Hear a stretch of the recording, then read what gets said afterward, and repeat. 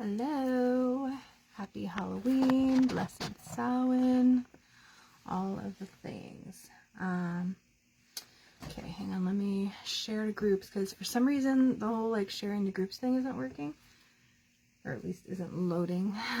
So, and yes, I am dressed up like a dragon. Alrighty, so let's see, do this. Okay, we're gonna share to group. Nope. To groups. There we go. This one.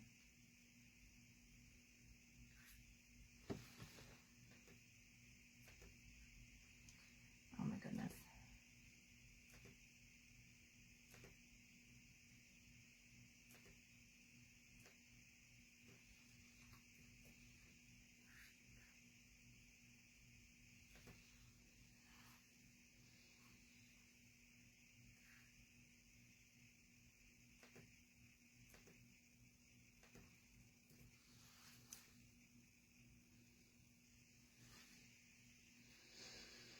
Okay, share it there. Hello, hope you're having a great day. Just saw somebody join. Just getting this shared out to the groups and stuff. Happy Halloween, blessed Samhain. I'm a dragon. Let's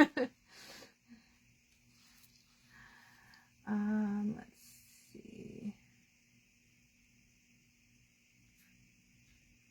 Just give me 1 second. It takes a little bit to send to the groups because they, for some reason, just don't like to populate when I'm actually going live. So I've got to share it separately.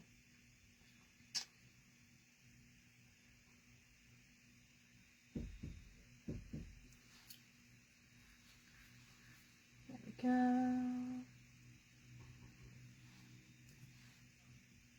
No, it's fine. Don't do what I...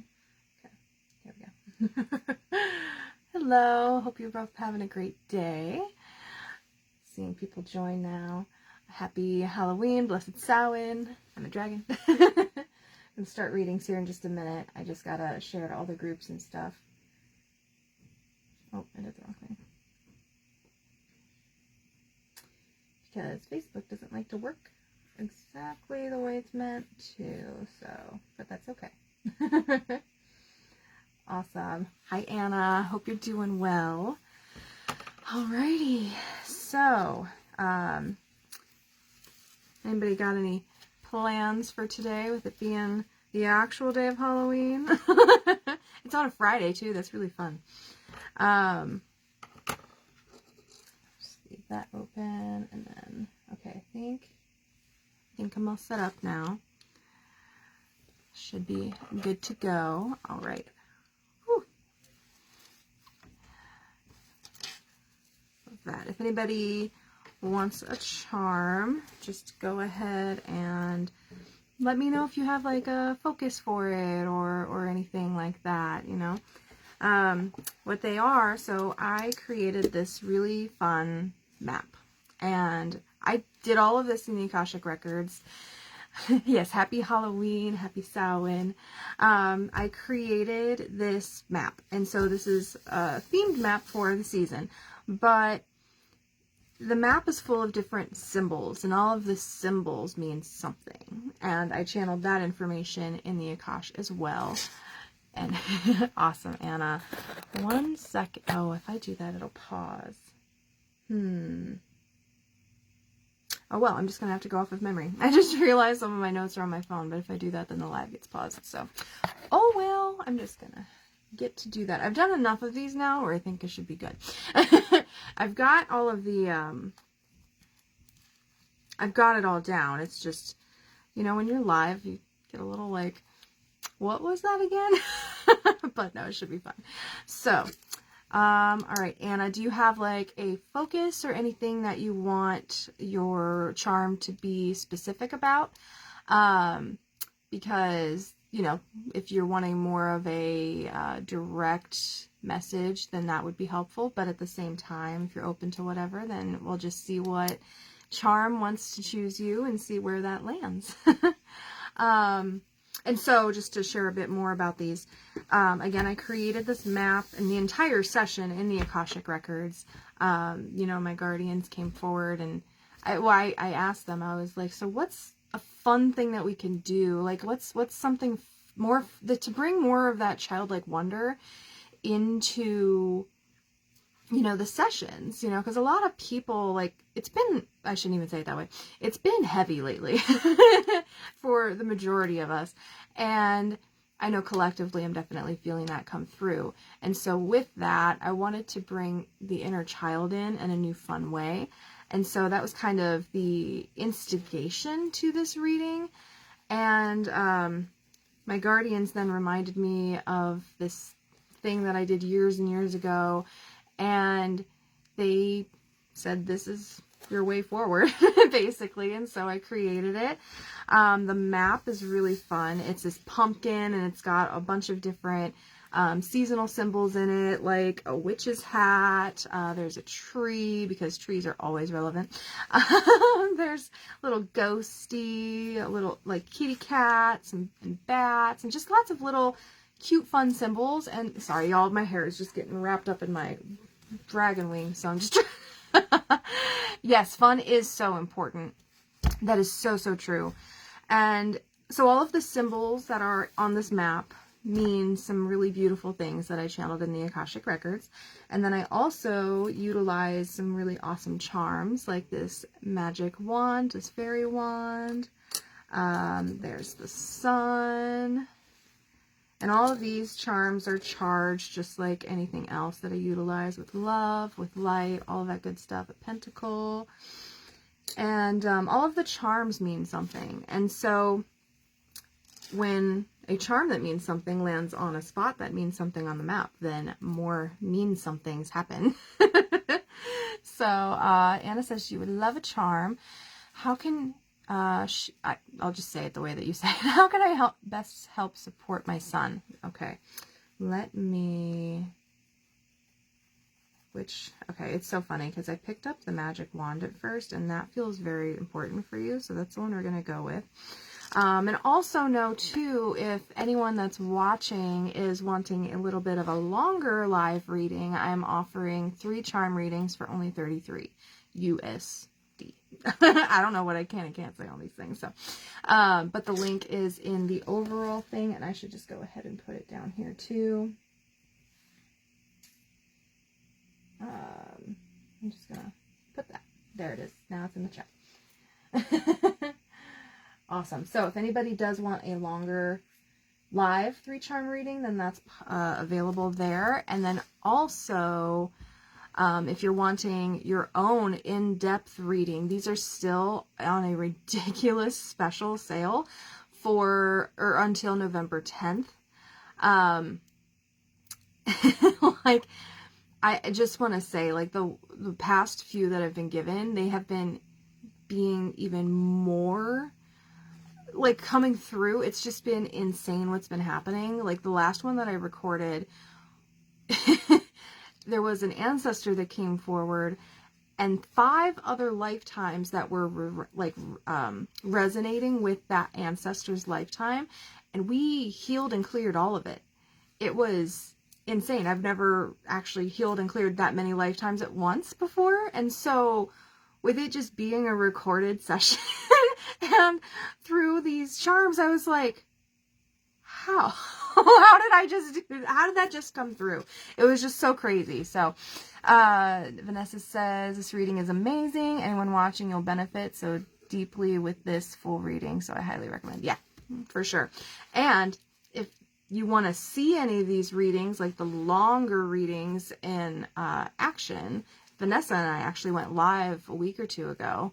Oh gosh, it's already that long ago.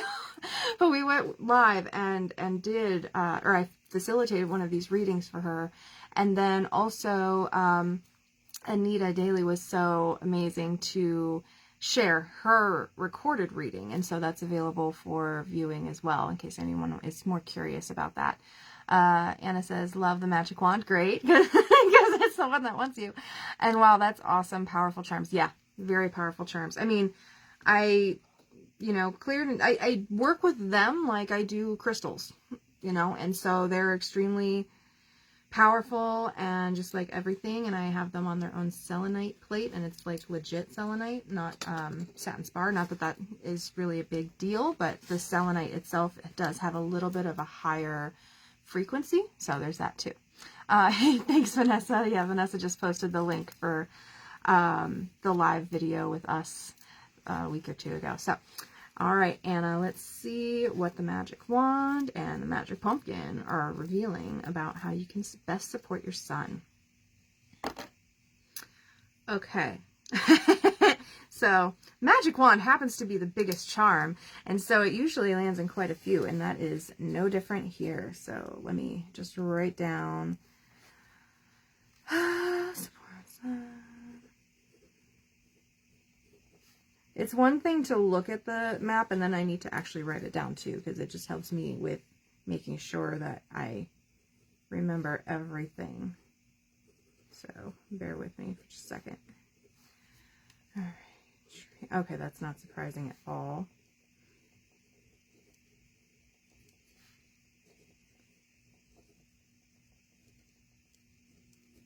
Something else I'm noticing too, and this has been, I'm pretty sure with just about every of these readings, that the inner bodies come through a lot to be worked with, especially the inner child. And that's no different for you, Anna. Let me get the rest of these down.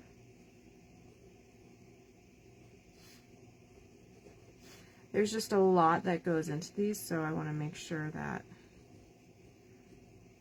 I don't forget anything. Salt bath, relax. Blue. Cast. All right. So, Anna, there is no possible, well, no. Okay, I'm not going to do that. That would, I was trying to contemplate if there was a way that I could show you, but it's going to be really messy if I try to do that, so we're just not. And I'll just tell you where it's at. Hi, Eve Mary. Hope you're doing amazing. Just let me grab a little bit of water before diving in. So, Anna, your magic wand landed on 4 symbols. So, that means you've got a lot coming forward to assist you and your relationship with your son and however you're wanting to support him. So I'm being guided to where the tip of the magic wand is, and that is in the tree. The tree is all about nature, healing, and adventure. So this tree really likes to bring in this whimsical nature. And what I find to be extra great about the magic wand itself is that it's bringing in this, it's literal magic, you know, it's childlike wonder. It's like when I was channeling the information for the charms, I kept hearing bippity boppity boop or like wave your magic wand and boop. Like there's a lot of booping. But you know, this wand is really, if you think about it, very connected to the inner child, which is just the perfect thing for you to help your son, regardless of what their age is. And so bringing in the tree, you've got this connection with nature wanting to come through, bringing in the elements. And then also, you know, the adventure, the childlike exploration, and just allowing that to bring some more fun in. And it also landed on the cauldron, and the cauldron is a very action-based symbol, because it's all about you cooking something up, and it's like expanding on that. Ooh, excuse me, I'm already processing. We're moving through some stuff. So the cauldron, cooking something up. So we want to okay, I shouldn't say it that way. As a parent, what can be helpful, and this again is coming from, you know, the Akashic Guardians themselves, is, now there's a balance here, okay? This isn't like parenting advice. This is just, you know, specific to the situation. But what's coming through is sometimes there's this element of life being too serious sometimes. And that can come through because, of course, you love and care for your kids, of course, you know? And so the thing is, though, sometimes that love and care can come out a little sideways and in ways that we don't necessarily intend or even see, like perceive. And that's leading us to, that we're going to skip over the one symbol that's technically next in line because they want us to go to the last one, which the handle, the tip of the handle of the wand is in, and it's the broom that has an arrow pointing to the left, or the past, or the feminine, you know, kind of anchoring in and bringing all of those in. And so what I'm feeling pulled toward is that there are these lifetimes that you have experienced where there's, I'll say it this way, there's been difficulty in relationship with the kiddos, you know. Who doesn't experience that? I don't know. You know, it's a pretty relative thing, but in that there are patterns and cycles that are being repeated now in your current life for you to make a different decision, to switch the trajectory, even if it's just slightly, because eventually that slight shift in trajectory is going to create immense change, immense difference. And so we're going to just bring in the other symbol now, and then we'll play with them all together. And it is a salt bath.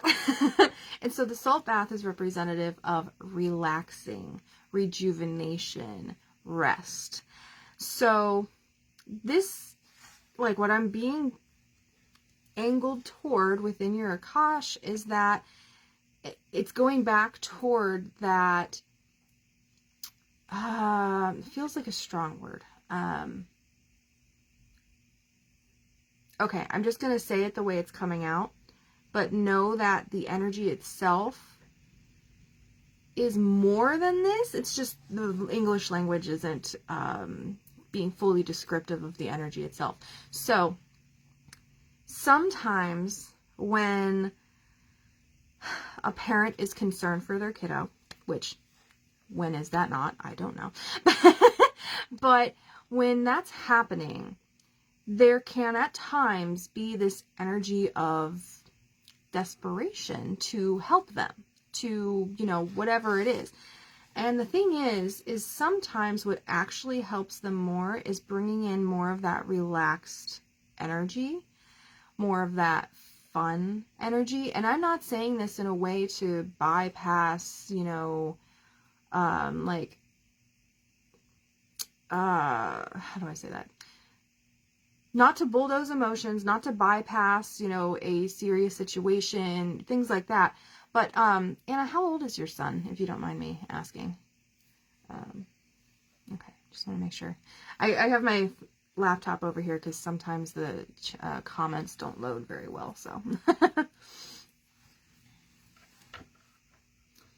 Yeah, I'm just wondering if he's like older or younger or just that. Mm-hmm.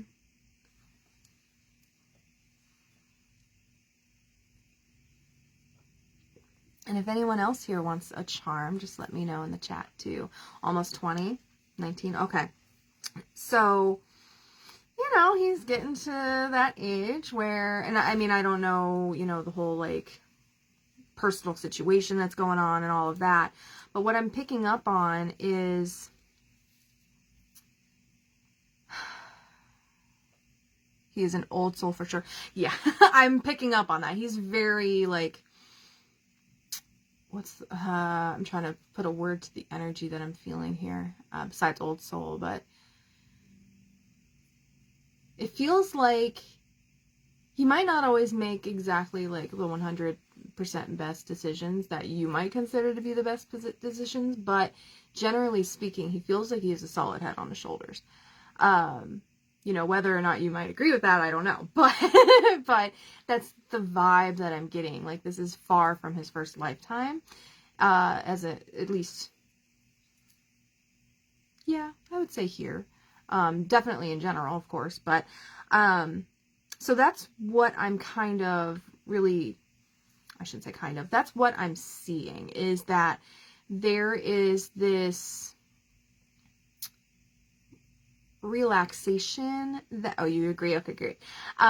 There's this almost this relaxation that could come in for you to really benefit you in the relationship that you have with him, because it's basically what I'm seeing is kind of something that I went through in a way with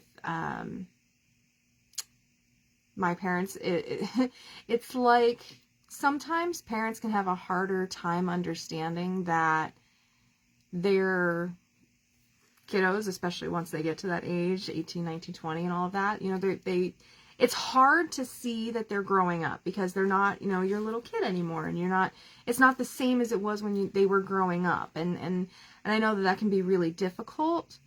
And what's important for the child is to feel that their parent trusts them. And it's not necessarily, how do I want to say that?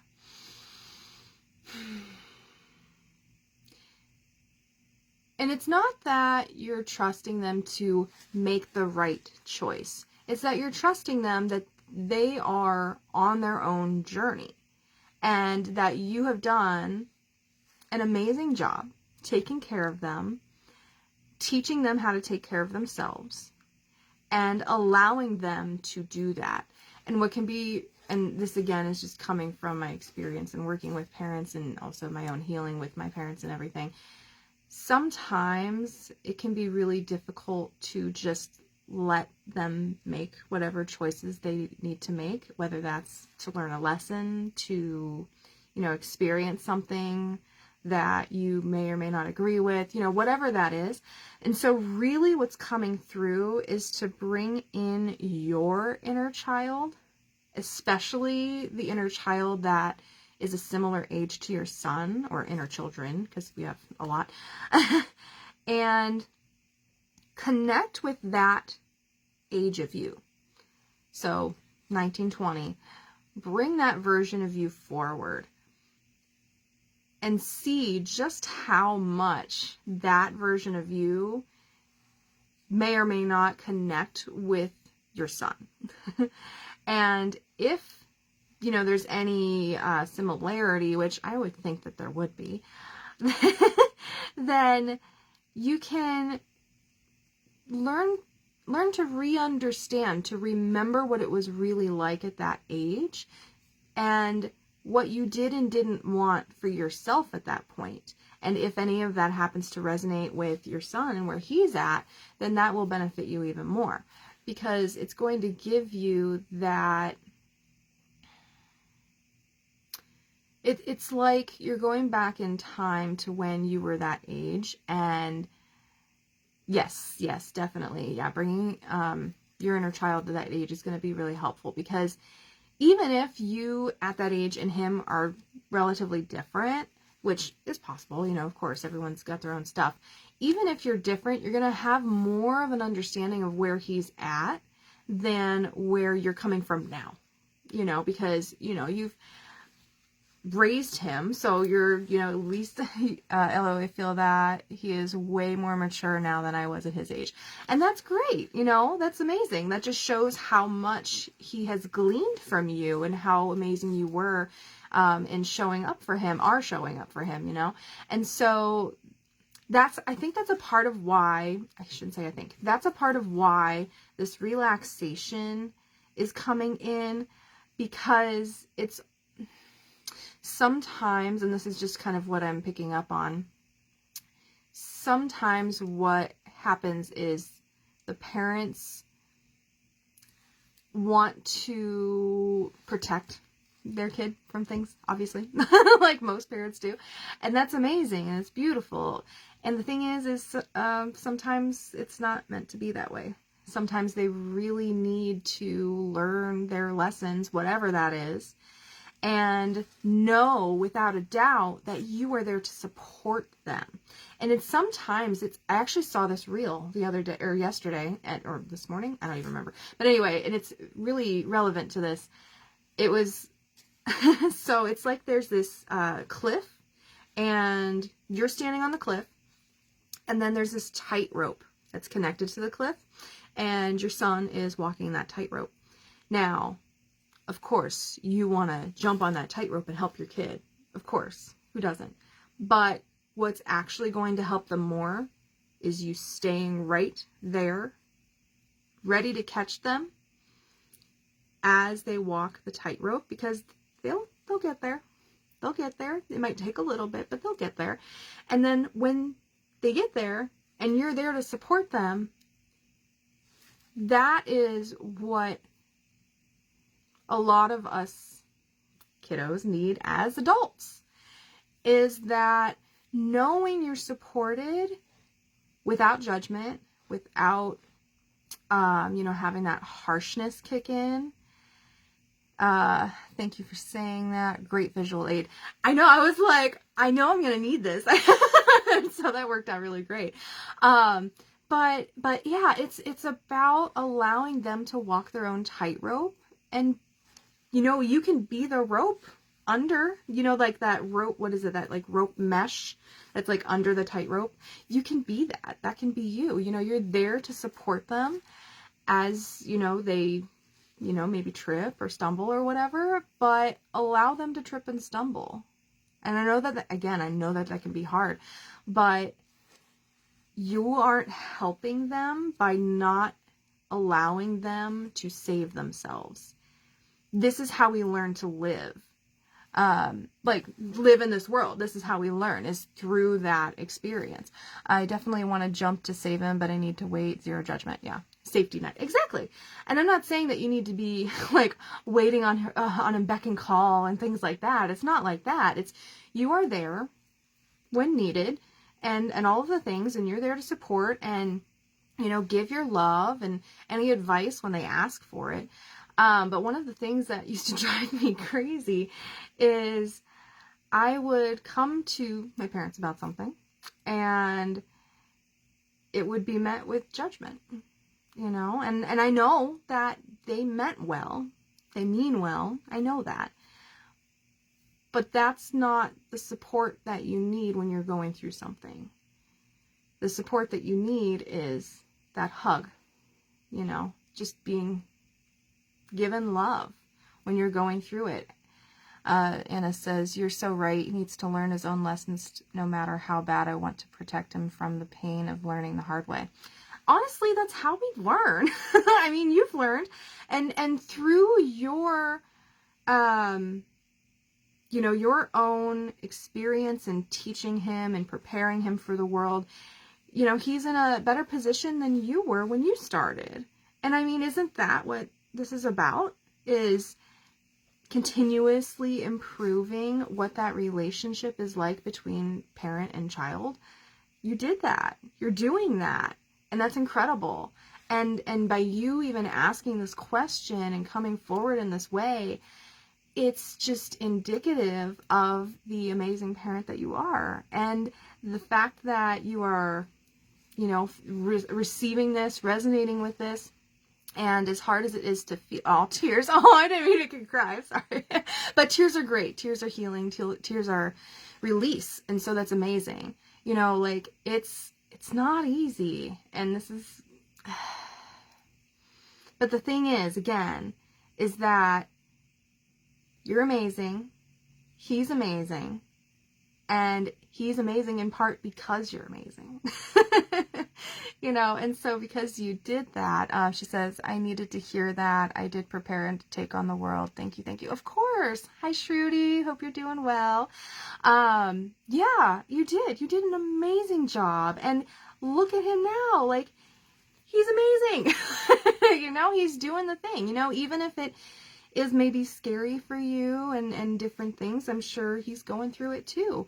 But when we let go a bit and just create that space, it gives him the opportunity to choose you too.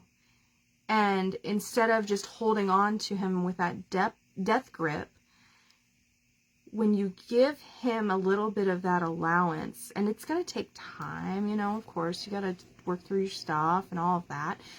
But as you do that, it brings life. It brings like this new breath of life into the relationship itself.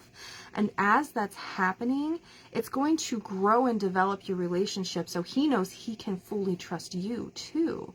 And I'm not saying he doesn't know that now. I'm just saying that when you give him that space, when you give him that ability to stumble and then, you know, giving him that support, there's that beautiful balance between that. And it's going to assist your relationship in lots of different ways, because it's really important for you too to remember, like, yes, of course you're a mom, you know, you've got lots of different roles going on, but you're also an individual, and it's also important for you to take care of yourself in the way that you would want your son to take care of himself. And you know, other people that you love too. So, you're doing such a good job. Thank you. Lots of chills, goosebumps with your messages. He is amazing. Wow, you have great insights and explain things really well. Thank you. I appreciate that. Hi, Shruti. I'm good. How are you? Oh my goodness. Happy Halloween. Happy Samhain. Anna, so I hope that served you really well. Like I said, definitely bringing in that inner child healing for yourself is going to be really important here too. And so, you know, I don't know what you do and don't do in that realm. That's definitely my forte if you want any help with that. But just intentionally bringing your inner child forward throughout the day is really going to assist you in every way possible, but including your relationship with your son. Hannah said, oh snap, I need to take care of myself the way I want him to take care of himself. Thank you so much. Yeah, honestly, like that's it. Like a lot of the time it can be really difficult for us to take care of ourselves because of X, Y, and Z. You know, there's so many reasons. The world tells us we're less than, things like that. And so when we're in that way, sometimes it can be really helpful to actually envision that the things that we're doing to ourselves, we're doing to our kids, or our inner child if you don't have a kid, or our pets, you know, someone that you love. You don't want to, a lot of the things that you do to yourself, you don't want to be doing to them. And so that can help one gauge just how well or how not well they're treating themselves. Vanessa says, that course I'm cooking up, I'm being, oh, hang on, I can't see it all. Vanessa says, that course I'm cooking up, I'm being stalked by the Hierophant card, spiritual teacher, so I know it's time, but how do I, oh, is this your question for the charm? But how do I have more fun in the creation marketing showing up, because I'm feeling more resistance, avoidance, it doesn't feel fun, but it feels like work. Ugh. Vanessa, is that your question for a charm? Because I can bring that forward for you if that's what you're wanting. Oh, Shruti, I hope that you're doing a little bit better than okay, but I understand at the same time. There's nothing wrong with being okay. At least you're okay, right? Anna said, just signed up for Amy's DNA course, starting with the inner child. I'm going to tell my friends about your reading. Spot on. Oh, thanks. I appreciate that. Some of the best support that you can do for a fellow healer is by promoting them. So I really appreciate that. Thank you. Yeah, if anybody else on here is wanting a charm, then let me know, because I'm doing free charm readings. If you're wanting a 3 charm reading, which we go a little bit deeper, I'm doing those live here too. It's only $33 USD. There's a link in the chat and a link in the top if you're wanting that. And then I should probably post that too now that I think about it. Well, actually, it's all over my page. If you want an in-depth 9-charm Akashic recording of this reading where I go really deep, like I can't even talk about just how deep that they go, then those are on special for only $57 USD until November 10th. Anna says, absolutely, you're the real deal.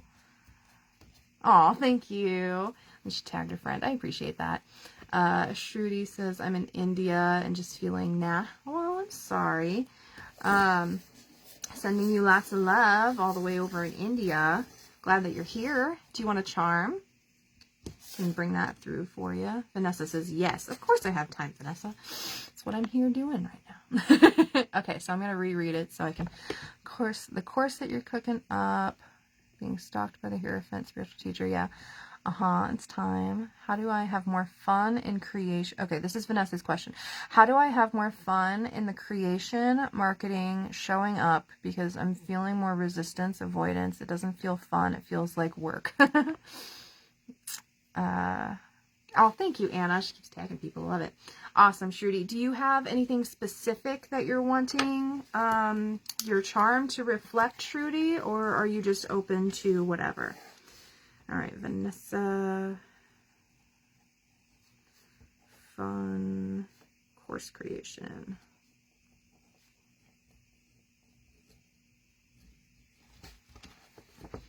Lily, perfect. You're next in line after Vanessa. Sorry, my dragon keeps wiggling over. He's fun. He's a fun little guy, isn't he? Just look at how cute. Just look at it. And then I've got these cool wings. Sorry, I'm having fun. Anyway. Vanessa, is it a surprise that the magic wand is choosing you too? I'm not surprised. Okay, Shruti, whatever you want to be more specific, then go ahead and just type that in the chat, and I will get you, girlfriend. Okay. Magic wand for Vanessa. Ooh, interesting. Okay, so you got 3. Love the dragon outfit. Thank you. I got it for Zumba, and I've been able to use it like multiple other times now because I was randomly out of nowhere invited to do a live show last night to do readings at this witches night out thing, and so I was like, well, I guess I already have a costume. So and that was just out of nowhere. It was such a beautiful surprise, and I actually had space, so I went. Okay, so Vanessa, you've got the wand, bringing in that childlike wonder. All right, we're gonna start with that. Okay, I know that by now. I don't need to write all of that. Try that. Oh, excuse me. I'm clearing something for you, Vanessa. Oh my gosh. Okay. Thank you. Have a great day. Of course, you too, Anna. Hope you have an amazing day. All right, so Vanessa, your wand landed in 3. We are starting with the center of it, though, so the tips are on something else, or on 2 other things. But the tree, unsurprisingly, I know we're bringing in that nature, that childlike wonder, the adventure, the healing that comes with nature and trees specifically. I'm really seeing... How do I say that?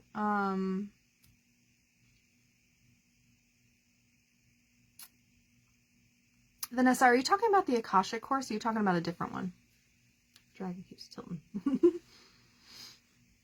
I just want to, like, kind of know a little bit what specifically I'm talking about. Because then I can get even more specific.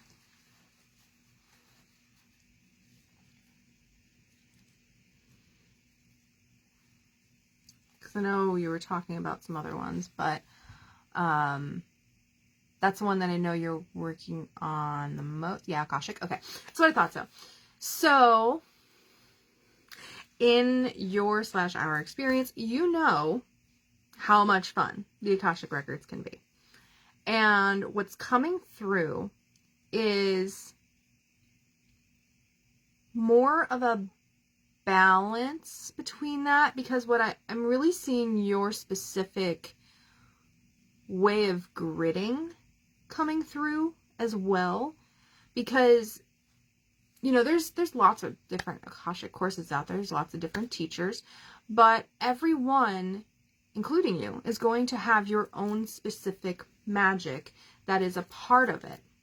And so what I'm really seeing is you weaving in some of your gridding magic into it to be more a part of it, and that there's more fun in that for you. I'm just seeing you're like knitting, like not necessarily literally, but the how you talk to me about it, where you're like knitting this gridded tapestry of sorts. It's kind of how I'm being told to talk about it. And that is an important avenue for which you can share what it's like to heal, play, explore in the Akashic Records. And you know how when we were doing the membership thing, how we were talking about just how important it is to, yes, utilize these foundations of other teachers and things like that, but how it's important to grow and expand and become your own thing.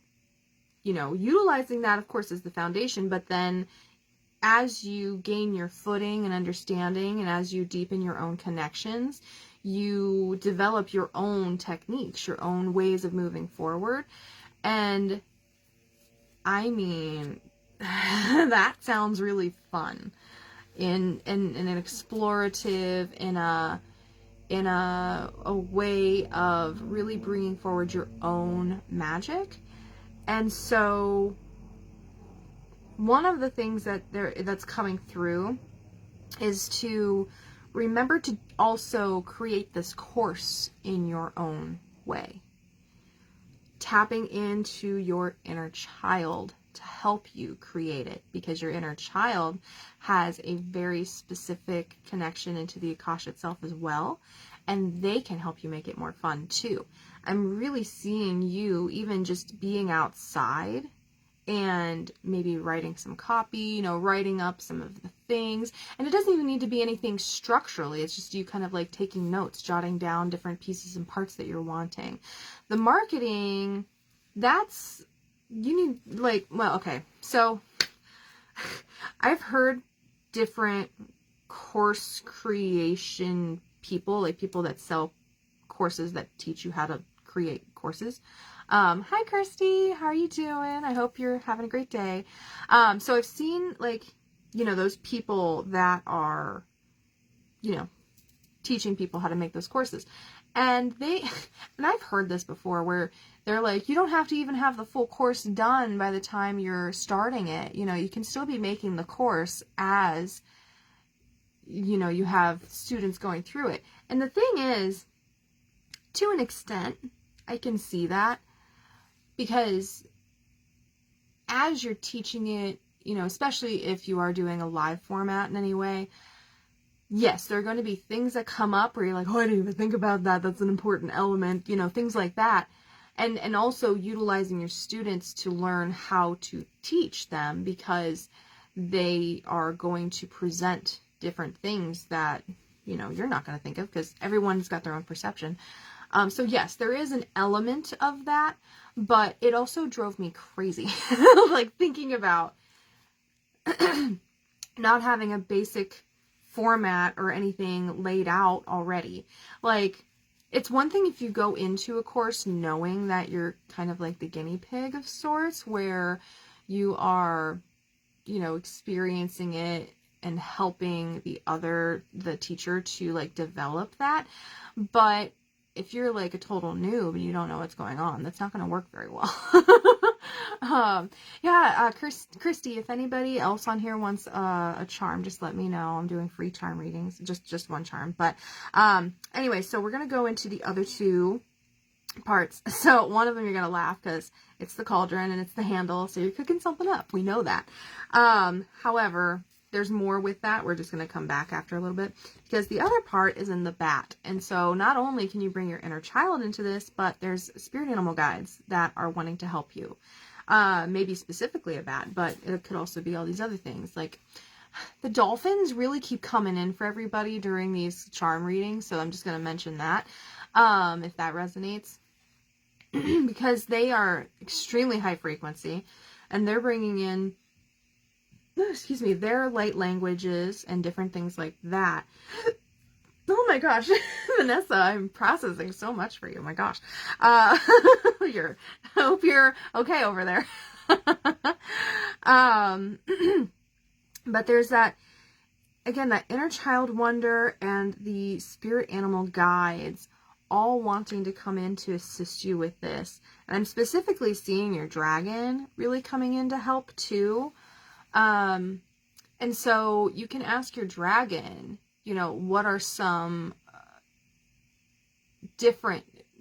I'm seeing different and fun ways that you can work on this with them, because like I can't speak for them. Well, to an extent, but they're a little more reserved than some of the other dragons that I've communicated with. Vanessa, my dragon Nessie sounds like a dolphin. I call her in for throat chakra voice frequency. Well, that's perfect because that's where your expression is.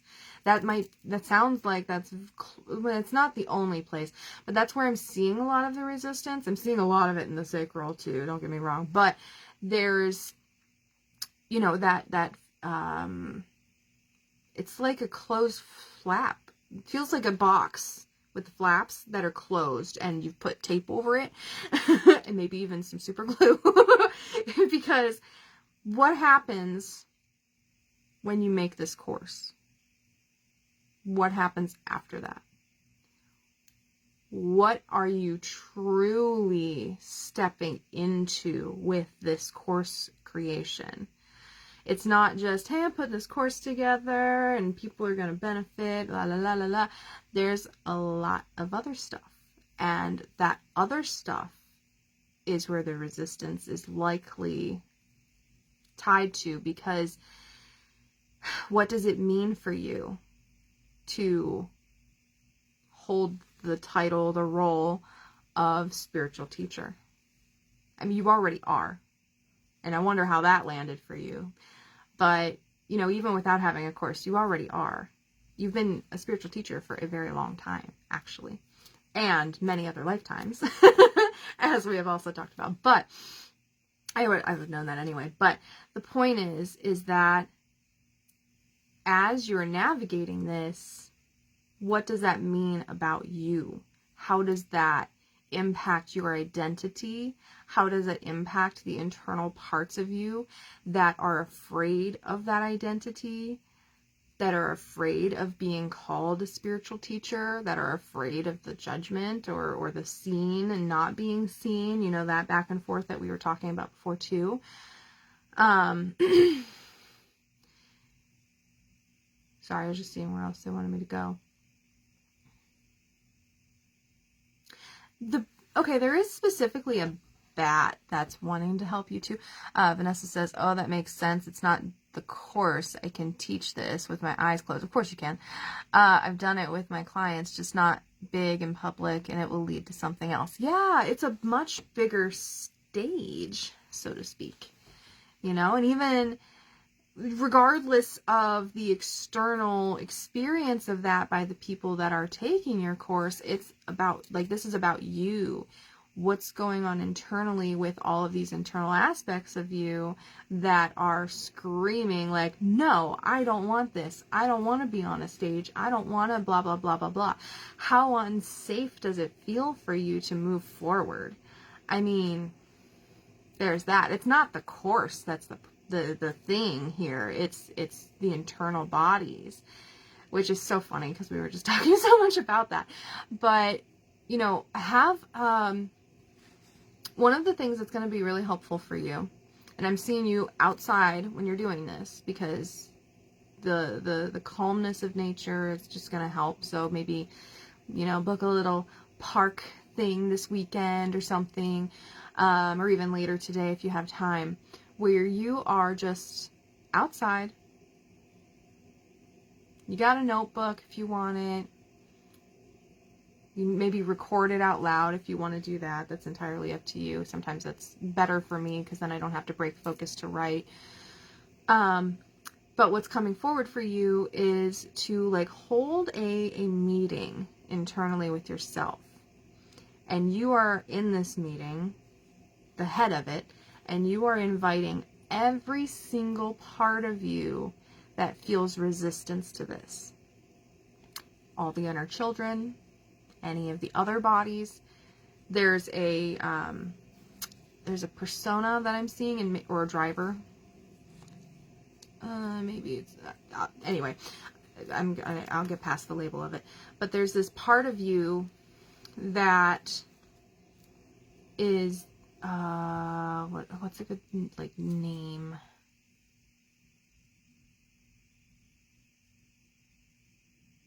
There's a part of you that calls themselves, or at least they seem to be calling themselves, the producer. And that means a lot of different things. And so it's important for you to meet with everyone, like I was saying earlier, but really like bringing in this producer, because there's a lot of the internal bodies that kind of follow their lead, which is interesting to me. But the producer has been someone that has action, gets stuff done, and because of that, and I'm seeing a connection to your mental body, but it's different. There's a different vibe here. It feels more like a driver. So like think of a driver as like driving your actions in some ways, because they're calling the shots in a way that I don't know for sure, but I don't think you've been seeing all of it. And because of their hesitation to move forward with this, it's like they're butting heads with you because you're taking more action. You're the one that's showing up more. You're doing all the work that you're doing. And a part of that threatens them, or at least they're feeling threatened in response to that, is how I should really say that. Because, you know, you within and of yourself are more than capable in all of the things. However, they are feeling a little intimidated. And because you didn't clear this with them, they're kind of wanting you to go the opposite way. And they're attempting to, in ways, influence these other parts of you that are part of this resistance. So how is that landing for you? Because that feels interesting. And the bat specifically wants to help you here. They're here to help you see clearly in the dark. Ooh. Even though, but you know, they don't see like we see, obviously they use their sonar. And so there's something about you using their sonar and utilizing that methodology to help you with this. I'm very curious to know how this is landing for you, because this is like really different. Okay, sorry, just making sure. I'm going to take advantage of the opportunity.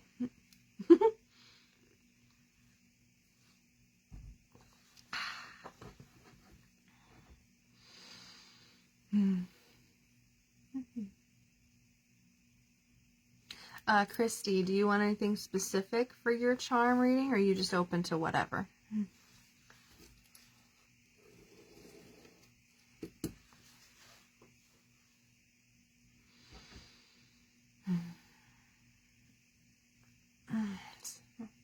Yes, interesting. It gives me some guidance where to dive in. Bats and dolphins, sonar, interesting. Yeah, I know. That's why I was like, intriguing. There's some interesting breadcrumbs with this one. All right. I believe Lily was next. Yes. Alrighty. So, let's go ahead Get your mama. Lily's Vanessa's mom, y'all. Producer feels ego-based, like it was driving either way. We've got a meeting planned now. Good, good.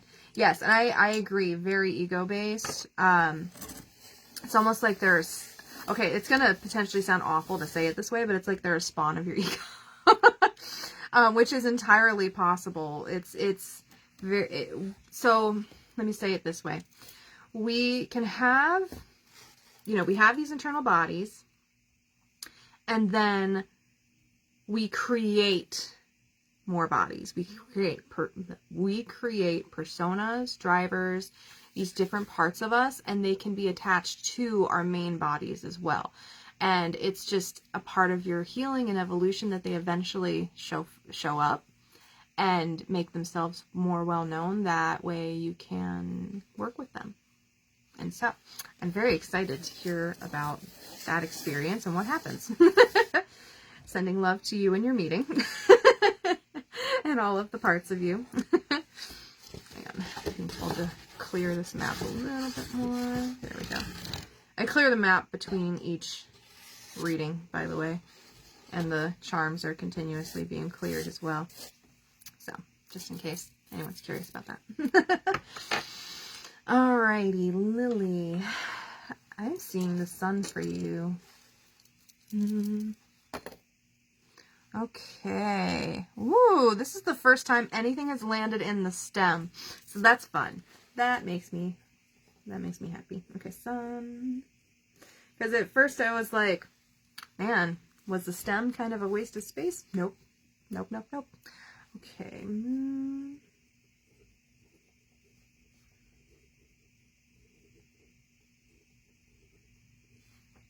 Tree. I'm just writing down where yours landed, Lily. And book. All right. Let me write this down. Expansion. All right. Vanessa says, thank you. As always, you're wonderful and truly helpful. Love you. Thank you. And I love you too. I am happy to be of help. And just in case anyone is wanting a deeper reading, I am offering 3 charm readings on this live for only $33 USD. And then I also am doing recordings of these where I go really, really deep into with all 9 charms. Vanessa posted in the chat earlier. We went live a couple weeks ago with that, and I gave her reading live. So if you're wanting to have like an experience through that, you can totally do that. And Anita Daly allowed me to share publicly her reading as well, and that's a recording. So it's more like what you might receive, but it's going to be specific to you. So, you know, you'll probably glean things from it, but your reading will, again, be a lot more specific because I'm in your Akashic record. So, alrighty, Lily. You have the beautiful sun, and the sun charm is all about shining a light on something, bringing the warmth of the sun to something, you know, that beautiful element, and then also the element of fire in and of itself. So your beautiful sun landed in 3 places. Ooh, excuse me. The first one that I'm being called to bring forward is the moon. Oh my goodness. I keep burping and clearing stuff. I swear, y'all, I do not burp this much if I'm not channeling. Like, I really don't. So, your beautiful sun landed in the moon, which I think is just kind of cutesy. But the moon's all about emotions. And it's all about being present for your emotions. And emotional regulation, emotional intelligence. You know, just really bringing forward that presence, because you deserve to be present for yourself, regardless of what you're going through, especially when you're having heavy or like big emotions, you know. And one of the things that's coming through to say about emotions is, more often than not, it's not the emotions that are the thing that is driving what we would believe to be an issue. What the real issue is the story the meaning, the attachments that we are applying to the emotion. Because when we feel an emotion, you know, just say it's one that's less than pleasant, like, I don't know, disappointment or embarrassment, grief, you know, things like that. Oh, Lily says, my calendar has dolphins on it for today. Oh, that's beautiful. It said, play is important in my life, so I remember to do things just for fun. I love that. That's amazing. And I mean, you're here now playing, so way to go. I love that. And so what happens when we're feeling these more so difficult emotions like disappointment, embarrassment, vulnerability, shame, you know, what was the other one? Grief, it's a big one, sadness. It can, and joy and things like that can be hard too, you know, because when we aren't necessarily present for emotions, we're therefore suppressing them in some way. And when we suppress the bad ones, we suppress the good ones too. And so our capacity just to handle anything shrinks. And so when we have that shrunken capacity, that gives life. Okay, this doesn't feel like the best way to say it, but I'm just going to go ahead and say it because it's how it's coming through to say it. So when you have this smaller capacity, that gives life the upper hand, so to speak. Not to make life like the bad guy here. So that's why I didn't really want to say it that way. But if you think about it in that way, you're giving your power away, is really what this is in this shrunken capacity. So when we're not present for ourselves and our emotions, we're giving our power away to the stories that have been running our lives forever and ever, which in turn perpetuates the cycles, perpetuates the patterns that keep us stuck in the ways of being that we don't want to be operating in anymore. These ways that are no longer aligned. And so when we're feeling these emotions, there's lots of ways that you can do this, but allowing yourself to just sit and be with it is one of the best things that you can do. And I'm not saying you want to live there. You don't want to be like stuck in sulking and things like that. I'm not saying to live there. But the thing is emotions themselves, like without the stories attached, without our attachment to them, the emotions themselves would flow. And it would take a minute and a half at most for the emotion to actually filter through our entire system. But what happens is we attach things to those emotions that are coming from the past, unhealed, unprocessed things that we've experienced. And in that attachment, it like takes hold of that emotion and stuffs it somewhere inside. And then it just keeps adding to it, and adding to it over and over again. And eventually it feels like, it feels like a lot of different things, but it's overwhelming in some ways when that buildup happens to such a degree. And so what does showing up for oneself look like? Let's look at the rest of your symbols. So the sun, you're shining a light on your emotions here, but you're also shining a light on a tree, which is great. Tree is all about healing, adventure, and nature. Nature in and of itself is so healing. If you just step outside and feel the wind on your beautiful skin and your hair, if you have hair, different parts of you, just feeling the wind in and of itself. Like, I don't know about you, but I tend to feel powerful with the wind. Like, we used to have this is when I was growing up a long time ago, we had this really random dirt hill in our front yard. And I had, this vampire cape. And it's, this like really light material like this. And so I would go stand on top of that hill and just let the wind blow my cape back and pretend like I was controlling the wind, which is so cool because in ways we can kind of play with that. That's a whole other thing, but inviting that play forward is what is coming through, because yes, it can be heavy to be with our emotions. It can be a lot of these things, but it doesn't have to be that way all the time. We can have some really fun, playful ways to be present with ourselves, to allow that space for our emotions to speak. Because here's the thing, an emotion is communication. It's our thought processes, our judgments, our stories, the things that we attach to them that make them, I don't know, annoying, that make them inconvenient, you know, all these different things. But when we take the time to just be a little present with ourselves, and by the way, it can be 5 minutes. Like, it doesn't need to be this long, drawn-out thing. It can be if you have the space for that and it feels appropriate to do that at this time, then that's great. But you can spend 5 minutes just sitting quiet and being with yourself, feeling into your body, and just allowing your body to speak. Because again, emotions are communication. And when you take out all of the attachments that we have to the emotions, it's all they're doing is telling you, hey, this thing did or didn't feel good. That's it. Why do we make them out to be the bad guy? You know? And I'm not saying you are doing that. I'm just saying in general, that's like a very collective thing that I see, is people really running away from their emotions and not even knowing where they stand within themselves. And so, you know, just sending lots of love there. But the point is, again, it can be a really fun experience to be present with yourself in that way. The third symbol that your charm landed on is the book. And the book is all about learning and expansion.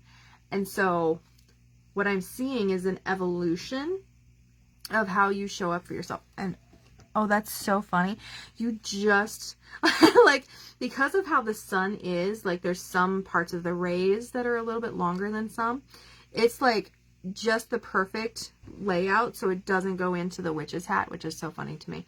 But anyway, so like I said, you've got this really beautiful evolution showing up for you and yourself within your emotional experience, bringing fun and play into that as well. You know, maybe not at first. Maybe you don't want to do that at first, because there's some really beautiful importance in being like kind of reverent with yourself in that way. It's giving yourself that validation that, you know, you are present, and a seriousness can kind of come forward with that, and that's okay. But it doesn't always need to be that way, and that's why the tree is coming in, because it's really beautiful to bring your inner child forward. It's really beautiful to have that sense of whimsy and wonder, and bringing that into your emotional intelligence, bringing that into your emotional experience itself can really help to lighten that load. And like I was saying, it really doesn't need to be hard and heavy all the time. You know, it's actually important to bring fun in, even if it's a harder to feel emotion. And in fact, that can help to balance it a little bit more so that you're able to be more present for it. Because it's again about that capacity. You know, sometimes you might not feel fully able to be present for whatever it is that you're feeling, but even just showing up a little bit at a time is going to help. And so, and then leading into the book, you know, this emotional presence, this emotional intelligence that you gain, and then you play with it more, you bring your inner child forward, you're bringing in some of that magic and wonder that they bring, and then you're gaining the expansion out of that. You're learning about not only yourself, the world, your loved ones, your other lifetimes, you know, all the different things. And what better thing is there, as far as knowing goes, than to know thyself? And how do you know thyself? You show up for yourself. And so I hope all that's resonating, Lily. And I hope that that meets you in love, because that's where it's coming from. Oh, sorry, y'all. I forgot to turn that down.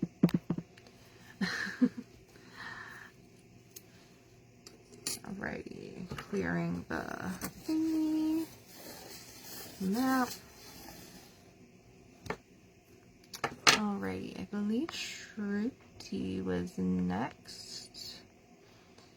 Alright, Shruti says, my dad is not telling me stay in another house where I want to stay, and he wants to stay with me and my uncle, and I'm tired of struggles. Sorry, I'm not quite... Let me reread that. Dad's not letting me stay in another house where I want to... Oh. My dad is not letting me stay in another house where I want to stay. Okay. And he wants to stay me with my uncle. I'm tired of struggling coming my way.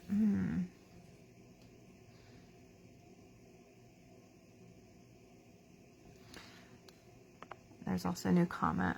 Oh, hi, Charlene. Yes, of course. You are going to be after Christy. Okay, let me go back, Shruti, here. So, Shruti, may I ask, do you... Well, actually, no. Culturally, probably not. Are any of these places yours, or does your dad or parents own them all? I just want to have an idea more of like where that is. Like, do you have any say? Like, I don't know. That's kind of like a complicated situation. Like, do you have any responsibility toward these places, or I don't know. Maybe I don't need to know that. Sorry if that sounds weird. I'm clearing the map with selenite. All right, Shruti. Let's see. Hang on. I'm seeing multiple charms for you, so we're going to utilize this. Oh, good, Allison. Allison says, hi. Thank you so much for the reading the other day. It was beautiful. Yeah, I'm not gonna lie, Allison, I've been talking about your reading. Like, I haven't been going deep into it or anything, but just the ancestor and all those lifetimes that came forward, that was insane. Like, oh my gosh. Oh, Lily says, thank you. I feel my best self when I talk to nature. Yeah, exactly. Go out in nature. Nature is your best friend. All right, Shruti, let's see what charm is for you, because I'm getting a couple of different answers, so I want to make sure. Oh, okay. Okay, great.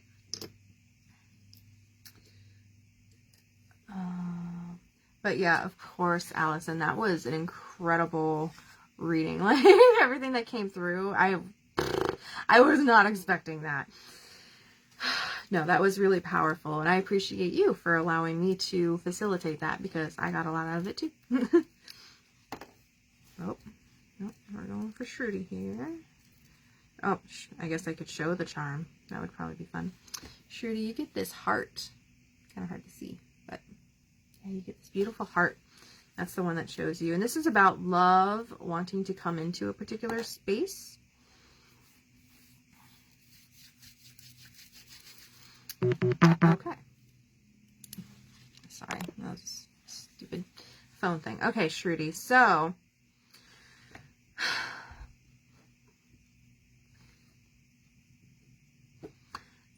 I don't know, like, all the legalities of your situation, and the reason I say legalities is because if you don't, like, again, I don't know the situation, so I'm just putting these things forward that are coming forward to say. If you don't, like, and I know Indian culture is very different, so forgive me for any ignorance on my part, but from what I have heard, there's like general combined income of sorts, and I don't really, again, know about all of that. That's kind of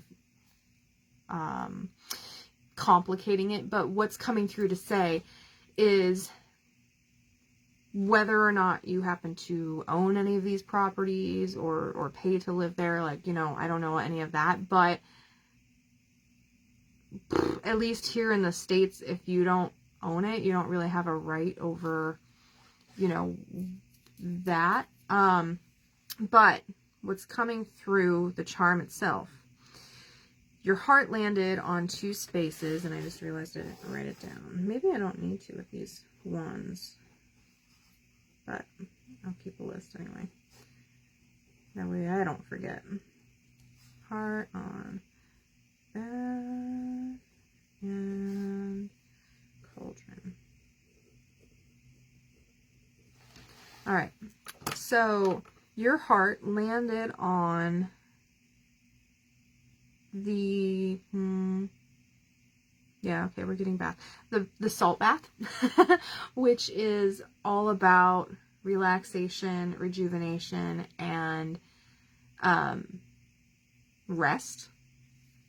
And then it also landed on the cauldron, which is kind of the opposite. It's cooking something up. It's all about that action, that putting pen to paper, so to speak. And so what I immediately saw for you when the heart landed on the cauldron and I saw that, there was something about you, and again, culturally, I don't know. I know it's very different over there from what I am aware of. But what I saw for you was actually you getting your own place. Like, I don't know if that's in the cards. I don't know if that is, you know, something that is even possible. I don't understand all of that. But what I'm seeing is you being unhappy where you're at and not having the freedom to do what you want, to live where you want. And so, again, I don't know what that process is like or anything like that, but I'm seeing you get your own place, because that's really the only way that you're gonna have that freedom that you're seemingly desiring, unless there's something else that you can work out with your dad. But otherwise, I mean, again, this is a very particular situation, and with a lot of different dynamics that I don't necessarily know how to speak about. But again, your heart has landed mostly in the salt bath, which is about bringing a different, what I'm seeing is you bringing a different perspective forward. Because when we see the things that are happening around us as struggle, then they will continue to be struggle. And I'm not saying that you have to suddenly just change how you feel about the situation. That's not what I'm saying, because we can't necessarily do that. The thing is about bringing in a higher perspective, bringing in these different viewpoints to assist us through whatever it is that's going on. And so, again, there's a lot of specifics here that would, you know, help me in knowing how to talk about it. But generally speaking, I'm not necessarily seeing you remaining very happy in your current environment. And it's either time to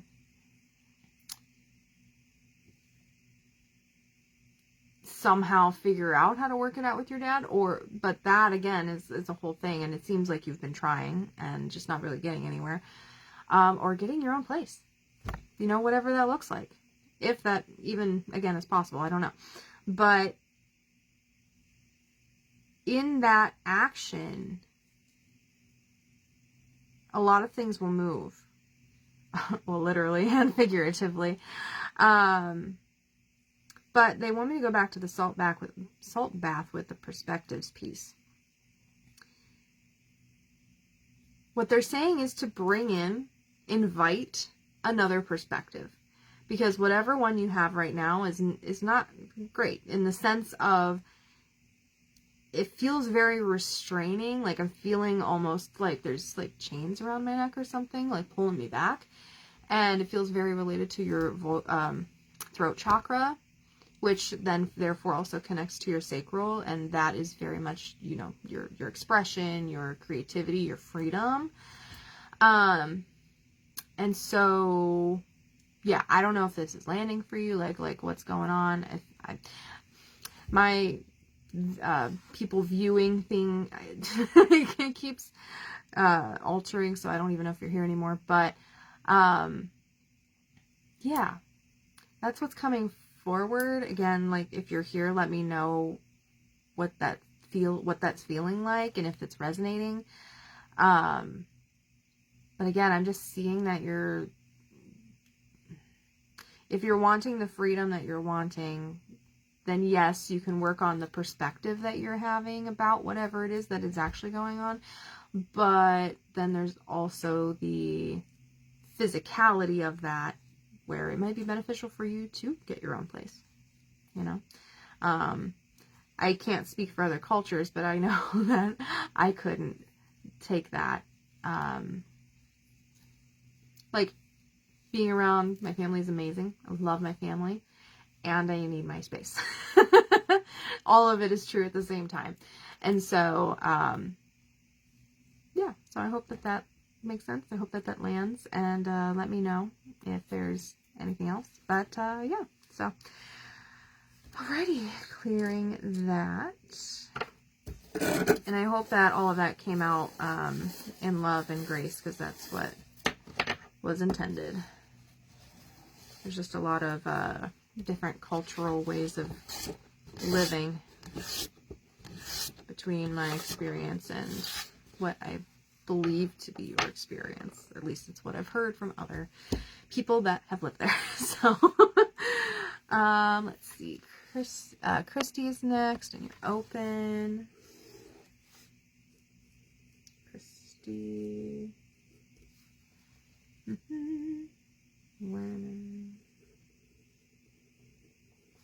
Then just to mention it again, in case anybody wants a deeper reading, I'm offering 33 USD 3 charm readings here live, and then I also, as Allison pointed out, am offering a really deep and in-depth reading, 9 charm reading, and it's a recorded session that you get, so you can watch it in your comfy cozy pajamas or whatever.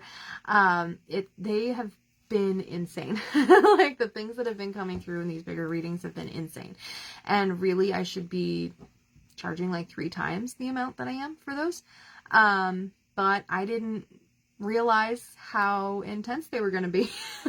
I didn't realize how much was going to come through when I made them, and so I very much undercharged for the special, but that special is still in effect until November 10th. So take advantage of my ignorance on that. Alrighty, Christy. I'm gonna use this too. I think I know. Yep, okay, I was right. Oh wait, is it that one or? Okay. So, Christy, you get the key. This beautiful heart key. Let's see where this lands. Ooh, interesting. Okay, let me write that down. Key.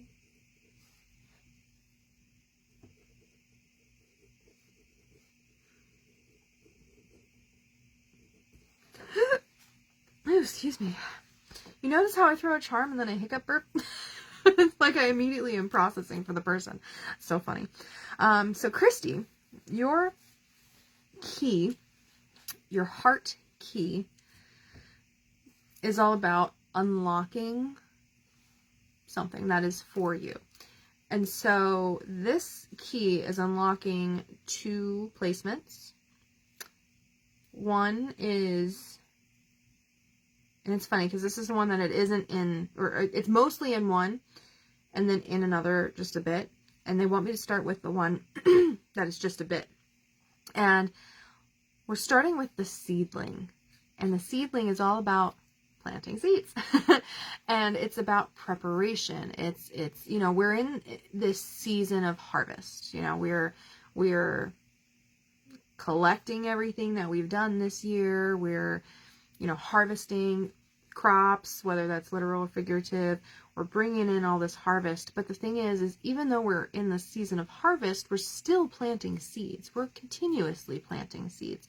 But this is about more intentional seed planting. Because the other part that your key is in the bat, which is animal spirit guides. And so Earlier we were talking about a dolphin. Dolphin's still here to support, and so you may or may not have a already established personal connection with them. But the bat itself is bringing through something really interesting. Hang on, let me check on that. Is that for Christy too? Okay, so earlier when I was reading a charm for Vanessa, and this is the first time that it's come up in all of the times that bat was landed on, there's this idea of connecting with the bat's talents, of that sonar feeling. And what I'm feeling like this is for you, more specifically, is your clair that would be resonant with sonar, which is interesting. Now, I don't know what you do and you know, your relationship with your clairs, and if you do or don't know, clairs are our spiritual senses. So like clairvoyance is the seeing in the third eye. Claircognizance is our internal knowing. Clairsentience is our internal feeling and external feeling in some ways, because if you're connected to being an empath at all, then you're picking up on everyone else's stuff all the time, unless you know how to protect yourself and have those boundaries and things like that.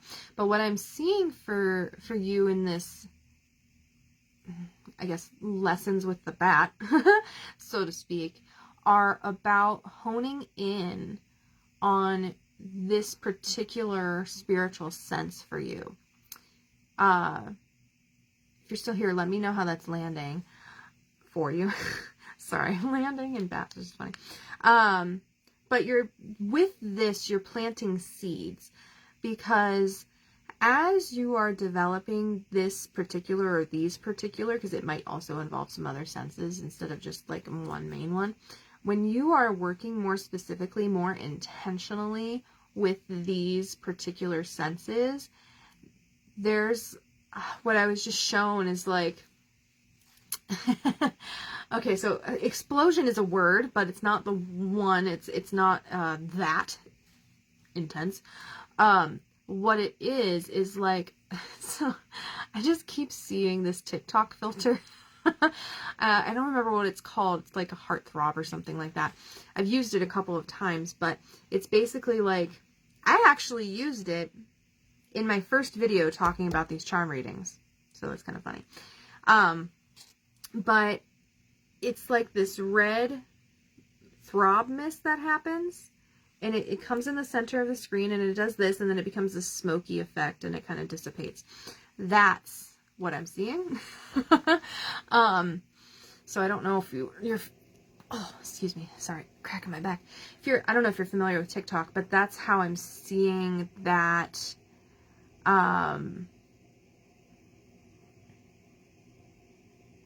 take place, evolve. Christy says, interesting, don't know much about bat senses, no clairs. Okay, good. So that's a great place to start. So one thing they being the guardians are bringing forward at this time is, you know, just Google bats.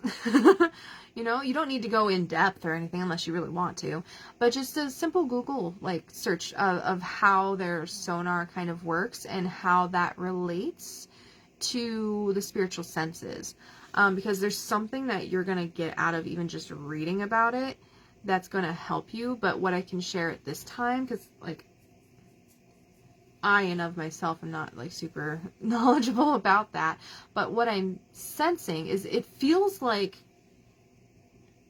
well, that doesn't make much sense. I'm just going to say it that way the seed is planted. And I don't know if it necessarily correlates 100% with this specifically, but what I'm seeing is remote viewing. And I know that that doesn't have a lot to do with bats, but I just keep hearing the words remote viewing. So I don't know if that resonates with you at all, but it's more than that. It feels like that's kind of where this leads to, which is just intriguing, because just because you are growing particular spiritual senses, clairs, doesn't mean that they'll end up where you think they end up. So it feels like it in some way ends up leading to remote viewing. And I don't know if you've ever heard of that before or not, but it's very intriguing. I've very much wanted to take the courses of it, but I just haven't had the capacity for that. But anyway, so that's really what's coming through there. Is about developing your clairs more and utilizing the bat and the bat's magic to assist you with that. A part of it too is like the phrase, even though it's not seeing in the way that we see, it's seeing in the dark, because the bat utilizes their sonar to, you know, see in the dark. It doesn't matter whether it's light or not. They can make their way. Maybe not the most graceful sometimes, but generally speaking, they know what they're doing. Is there anything else? I don't know where I was just showing this really, really cute bat. And he's got those little teethers, you know. But he's getting a belly rub. Don't know why that's important.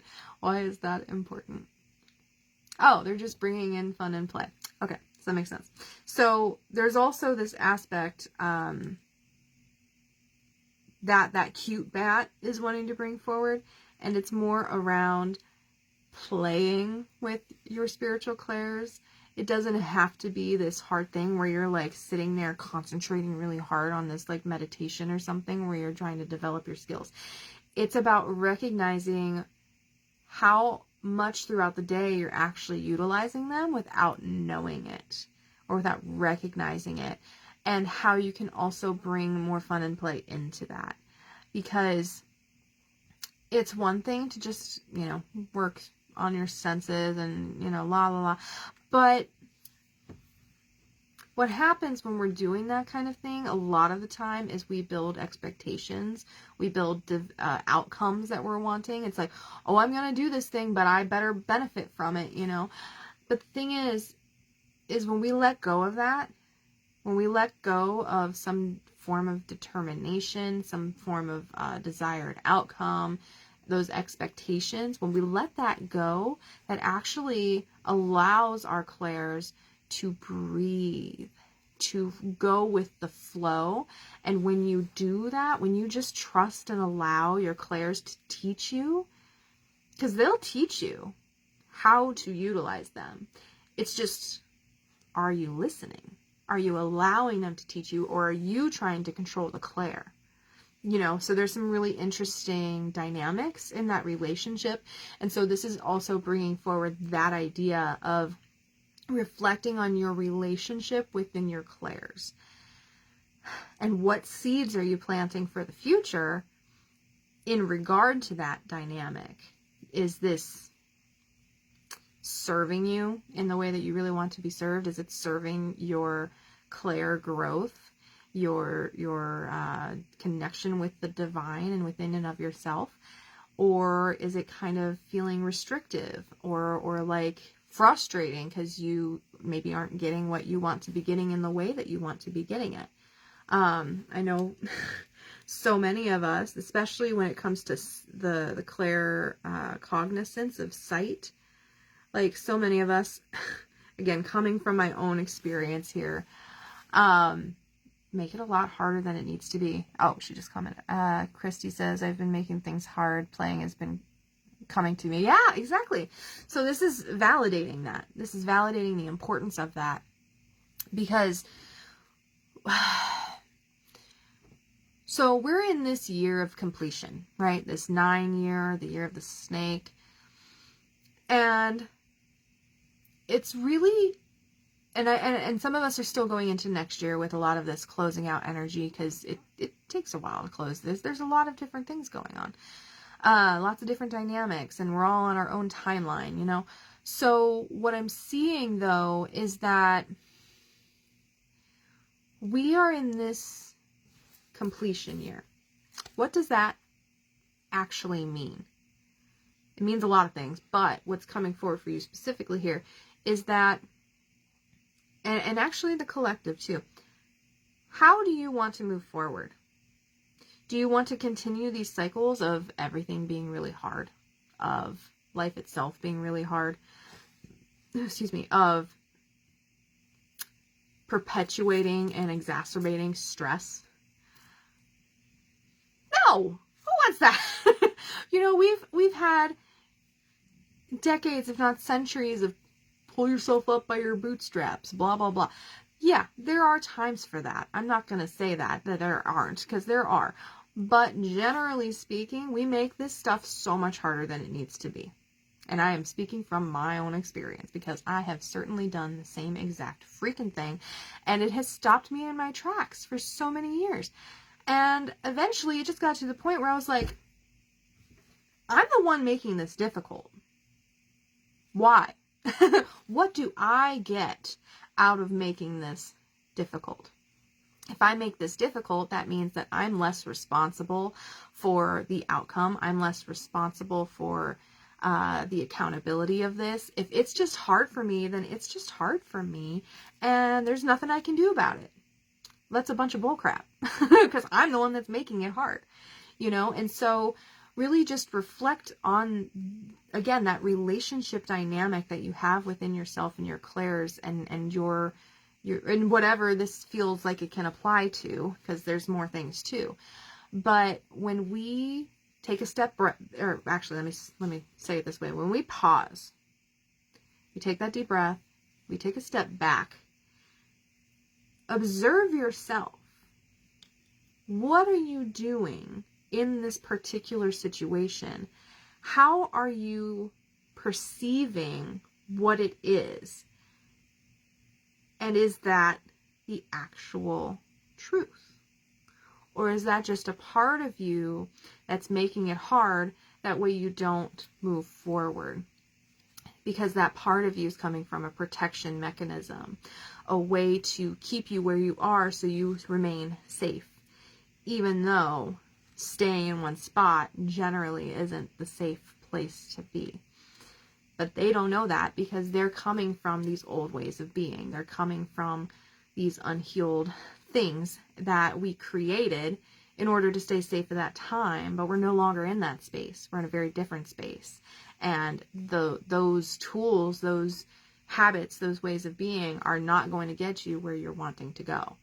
They are going to keep you stuck.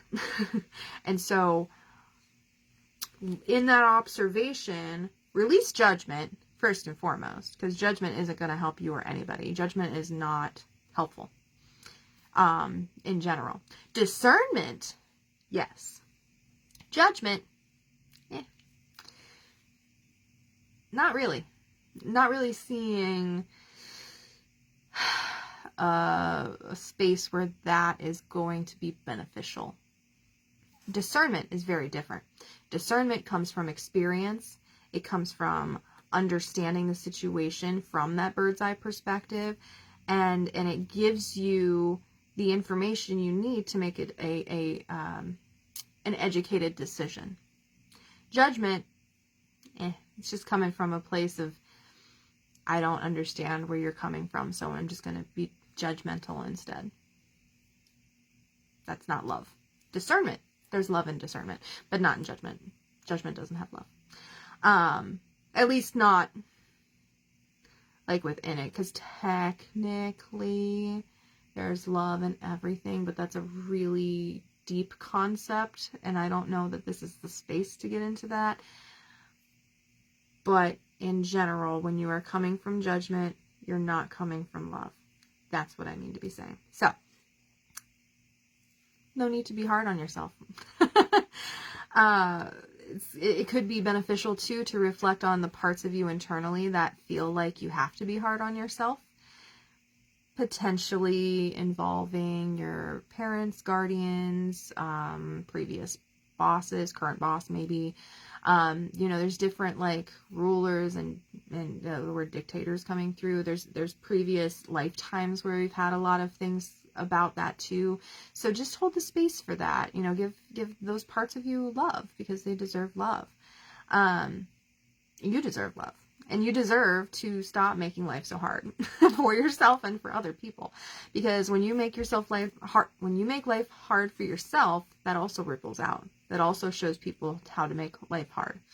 But if you take that step back, become the observer, you will understand more around how you can show up in a different way that is going to serve you in that forward movement.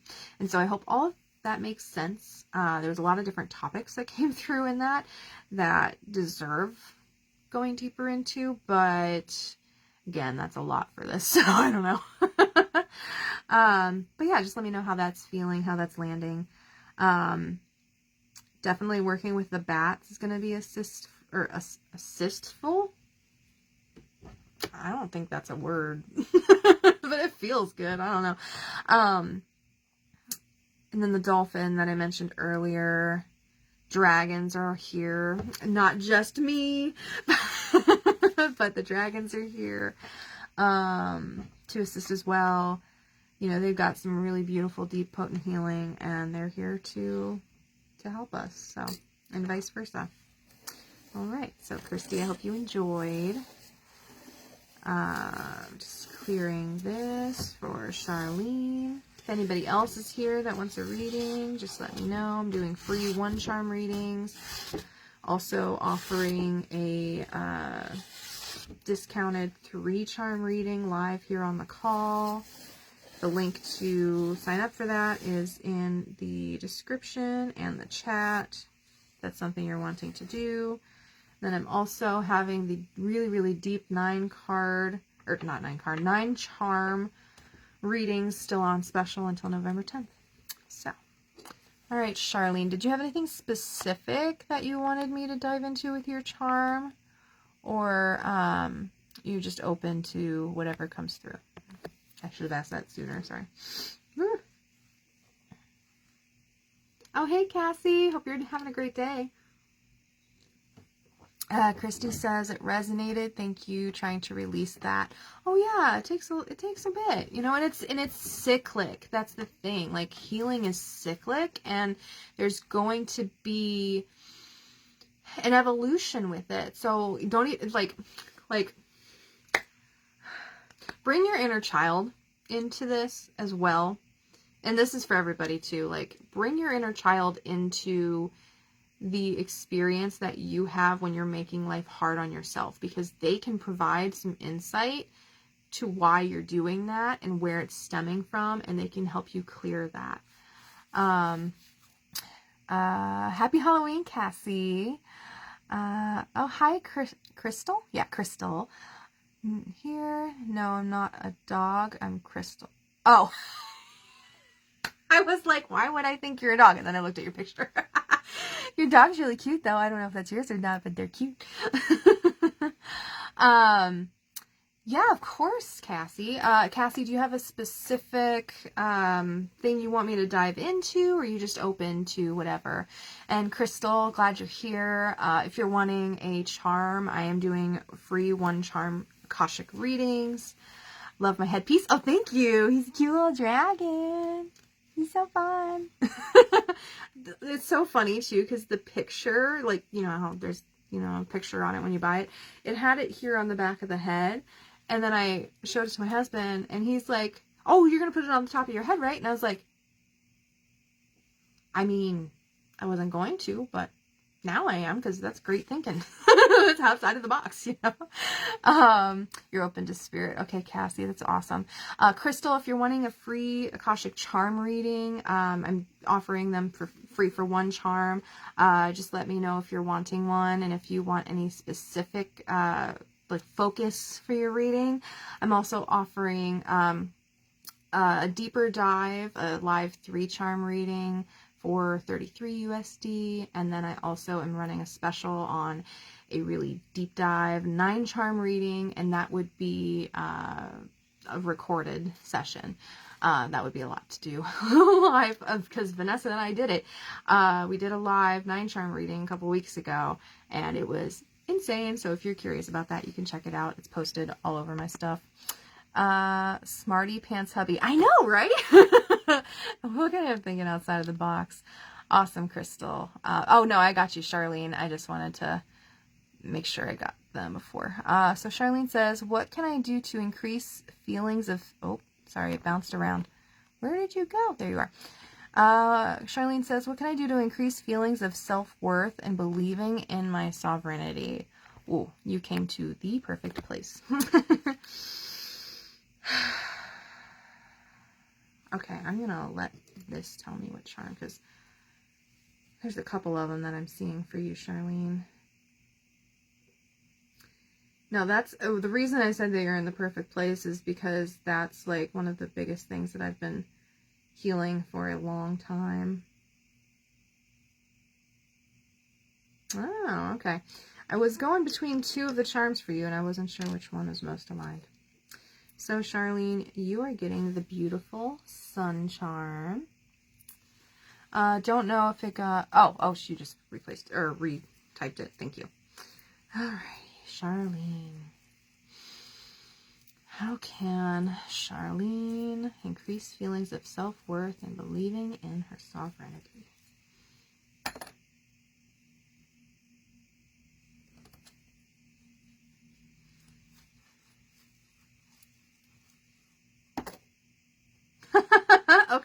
Okay. It's so funny. So I threw the charm in, and I questioned it because it landed square in the center of the bat, and I'm like, I just talked a bunch about the bat. I'm just going to retoss it and see what happens. So this map that I created, it has a bunch of different symbols on it, but the symbols are repeated. There's 2 spots for each symbol, because I wanted, I was guided through the Akash to make it so that these charms were touching different, or not the charms, so the symbols were touching different symbols. So like this animal symbol here is touching these 5 things, and this animal symbol over here is touching these 5 other different things, because that way the charms could land and do their magic in lots of different ways. So the second time I tossed it, it landed in the other spirit animal guy. So that's so funny. I'm gonna include both. It's just too funny. That's what I get. See? And this is the exact example that you needed for trust, which is that increasing your feelings of self-worth and sovereignty is trust. Because if I just trusted, it would have been just in the bat, and that's fine. But I will say, when I threw it again, it's not just in the cat now, so it gives me something else to look at too. I know, I think that's so funny. Charlene Gal. Okay, I thought so. Marker. Alrighty, so you've got the sun. Sorry, I'm just writing it down.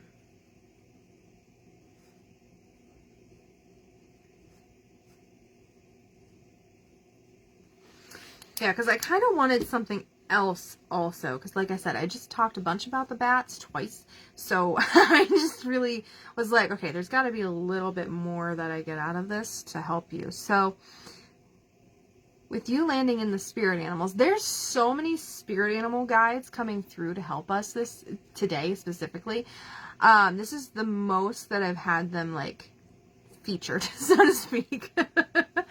And so the sun charm is all about shining a light on, bringing warmth to, the fire element in and of itself. And,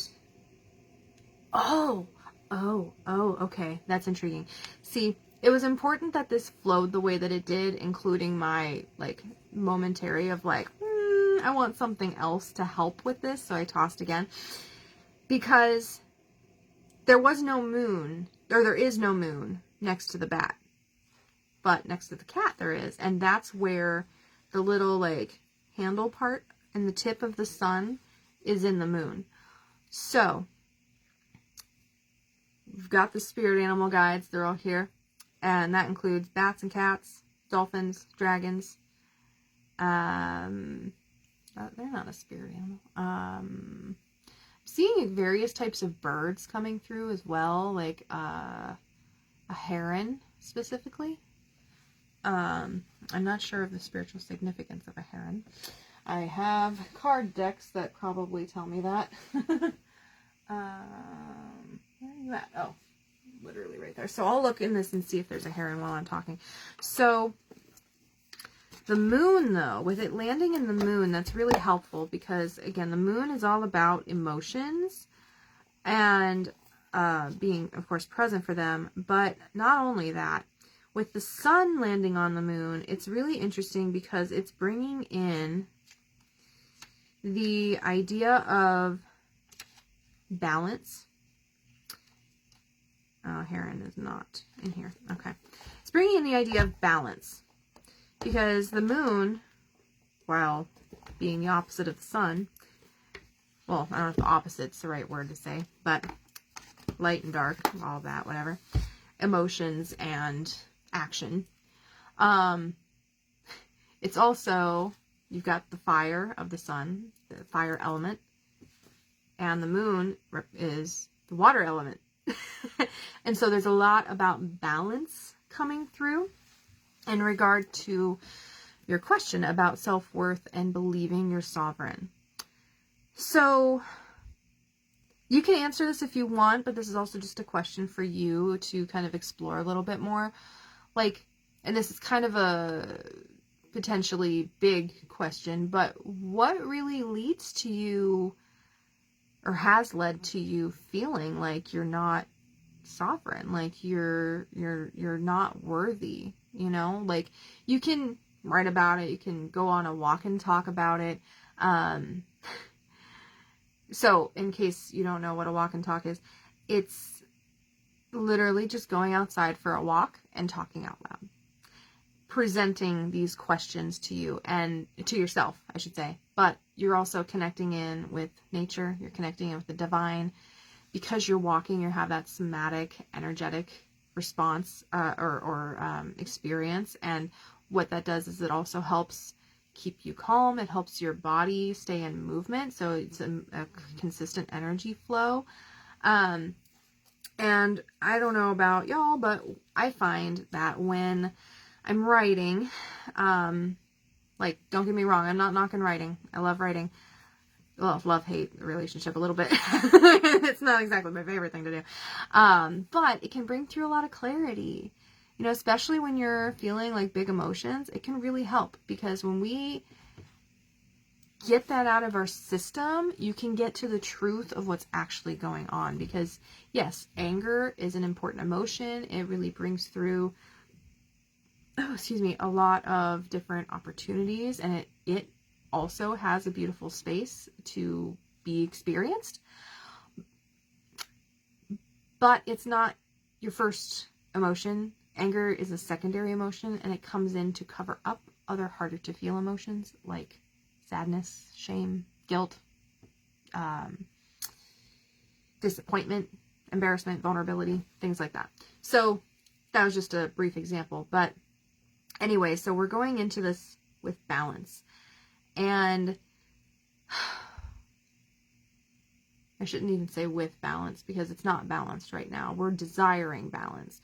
And so how can you work with the elements? And this is another question for you, whether you want to answer it here or just, on your own. How can you utilize the elements of water and fire to help you find that balance? Like, I'm seeing an infinity symbol. Like, you've got the fire, you've got the water, and they, in the infinity symbol, are balanced. And it's that center point that you're wanting. So, there is an innate truth. And that innate truth is that we are all worthy, completely. We are completely whole. We are innately enough. And there's nothing that you or anyone else can do or say about that to change it. The thing is we don't typically feel that way because of the life. Because of life, I'll just say that. And how we have internalized our experience, how we have or haven't healed a lot of the things that we've gone through that are forming and informing and keeping those belief systems alive within ourselves. And so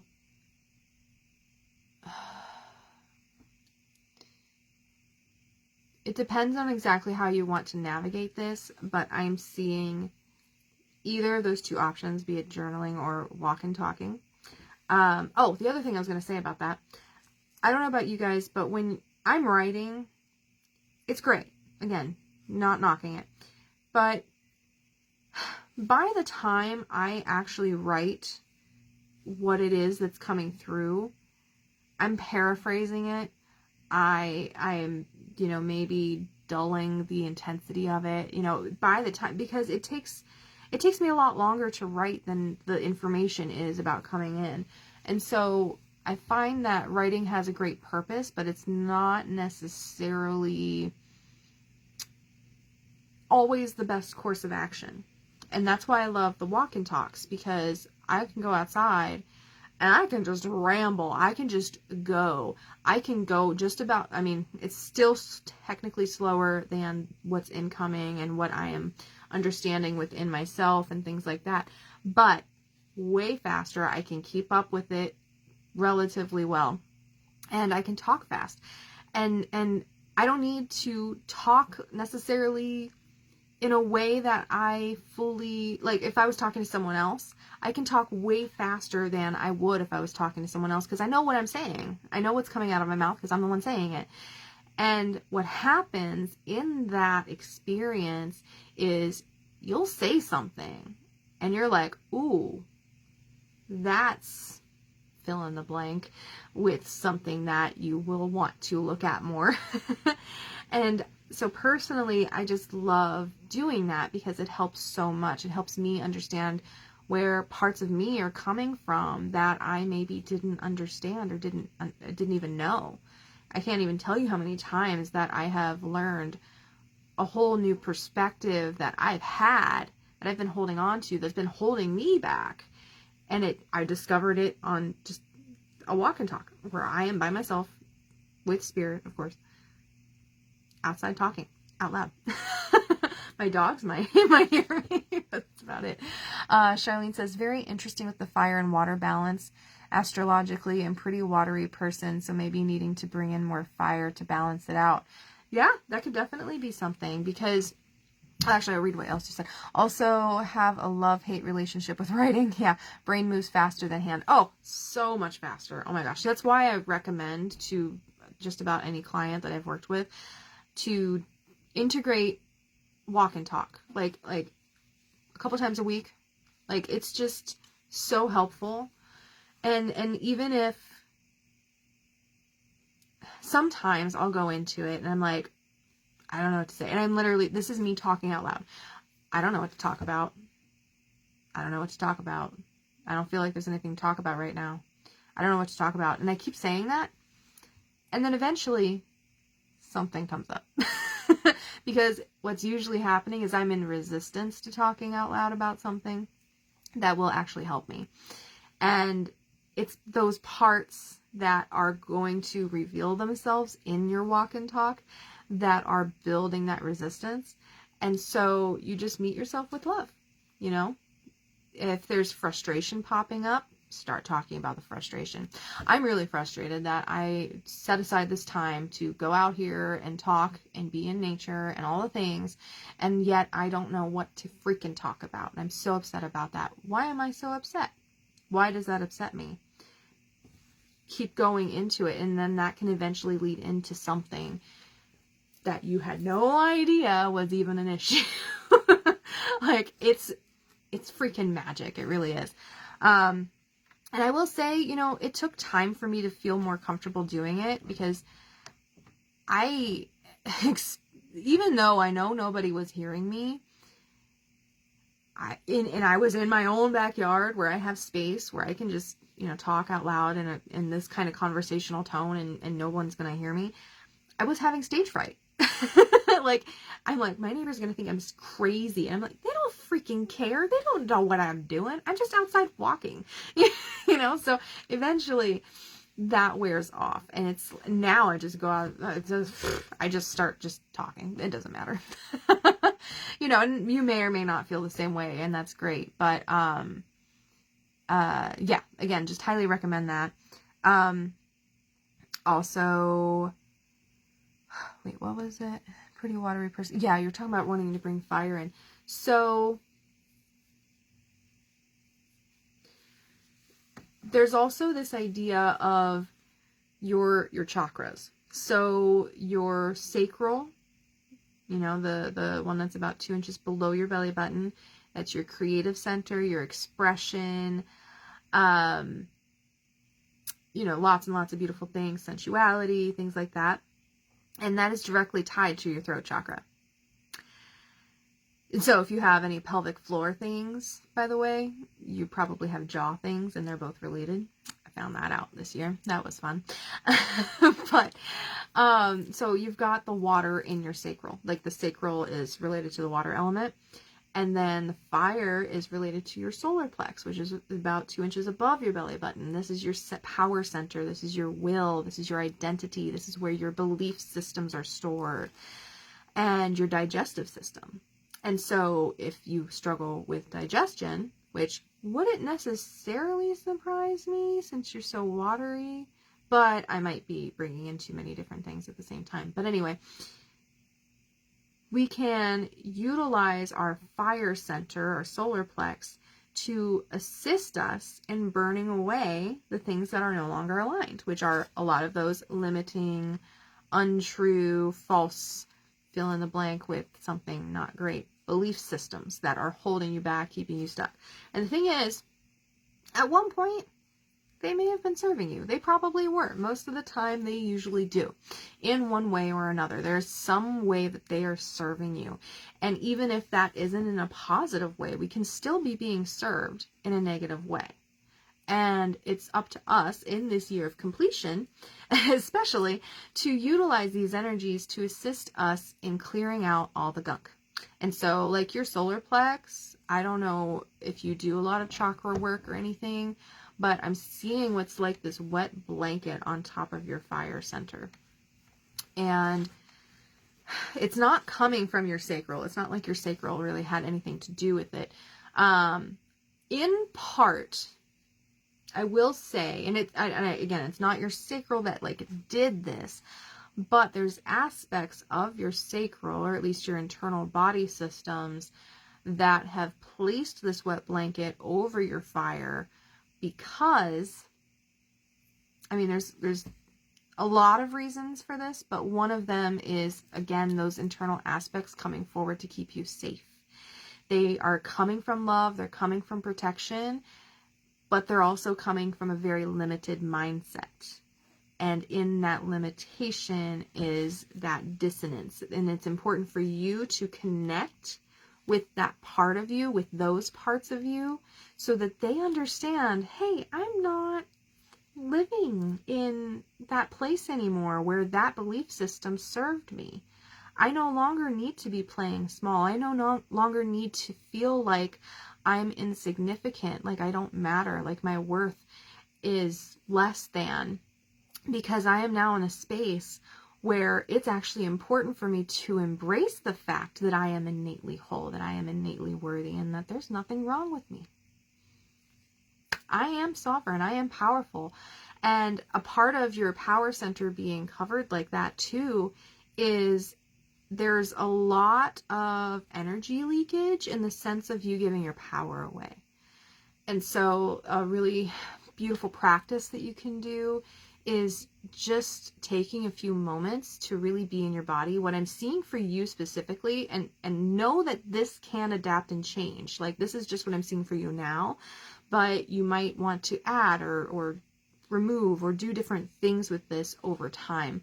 But I'm seeing you standing up. Like, it's important for you to stand. And you don't have to do this right now. I'm just saying, when you make some space to do this, the guardians want you to stand. Because there's some importance in standing in your power and then literally standing. And so you're going to stand, you're going to plant, and this would be amazing if you were outside, by the way. You're going to plant your feet in the ground.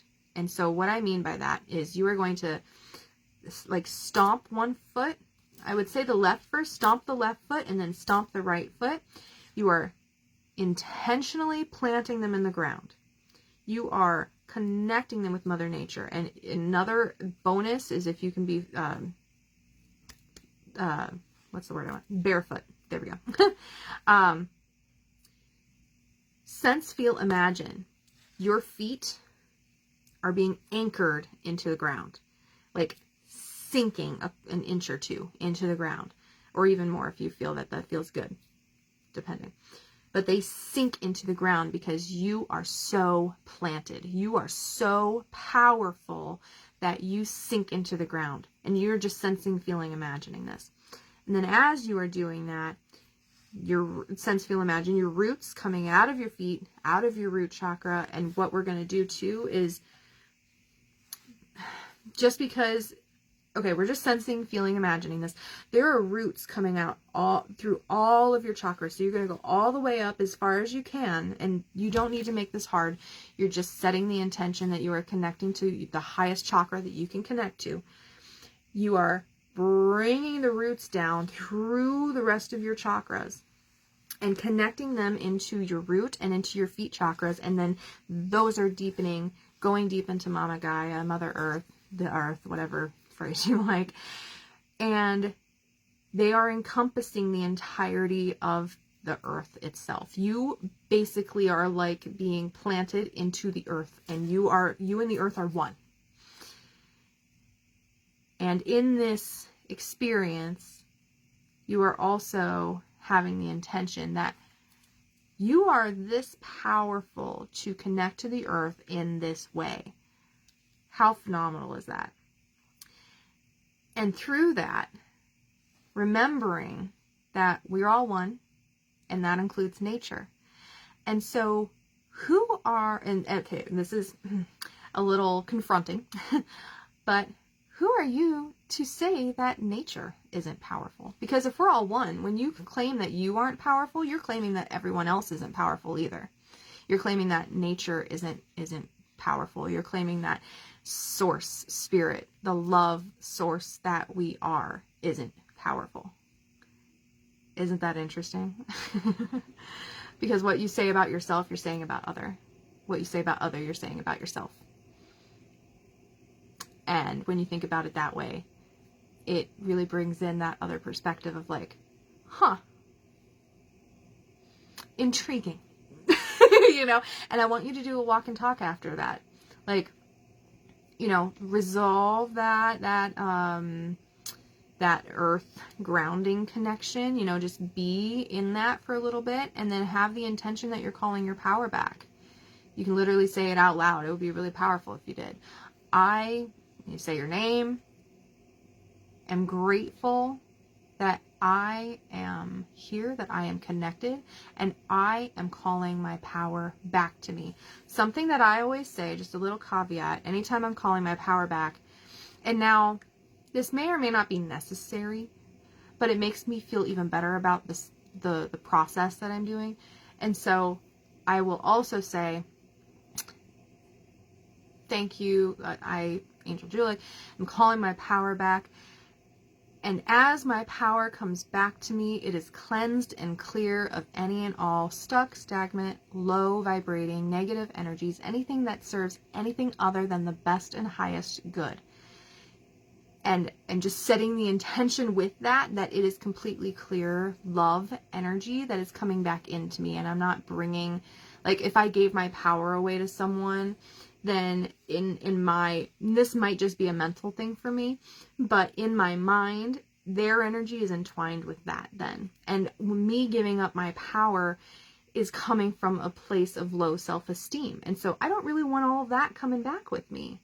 I just want my sacred power coming back. They can keep the other stuff if they want it, but I'm clearing any intention that I had with that giving away of power. and clearing that as I'm inviting it back in. Oh, excuse me. Oh, sorry. Okay. Very interesting. Definitely resonates, as Charlene said. Cassie, oh, that's fine. You can be on whatever device you want. Charlene said, thank you. That is a great tip for overcoming resistance. That sounds very powerful practice. Thank you so much. Of course. Yeah, no, I'm very excited about this for you because I definitely see a lot coming out of that. And I and the guardians want you to play with that. You know, like, do it how I said, whatever feels good, like the first time or two. But they really want you to expand and explore it and play with it. And then definitely do a walk and talk, maybe before and after. You know, make that grounding power recall like the middle of your walk and talk, if that feels good. There's something about you releasing some things in the walk and talk and then doing the grounding practice and then walk and talking again just a little bit to kind of like feel into what it feels like after that, you know, really kind of actually talk out loud about the experience that you just had. And that will help with the integration of everything too. And if it feels important to say that you want to receive your power gently, like that can be important too, because we don't want to shock your systems and shock your body if a lot of your power suddenly comes back. But it's really just, it's not like it, we talk about it in this way because it's what makes sense to the mental mind. But generally speaking, your power doesn't go anywhere. It's just you forgot that it's there. And so you are inviting it back in, you know. And so it's again, just how we phrase things that kind of paints this picture.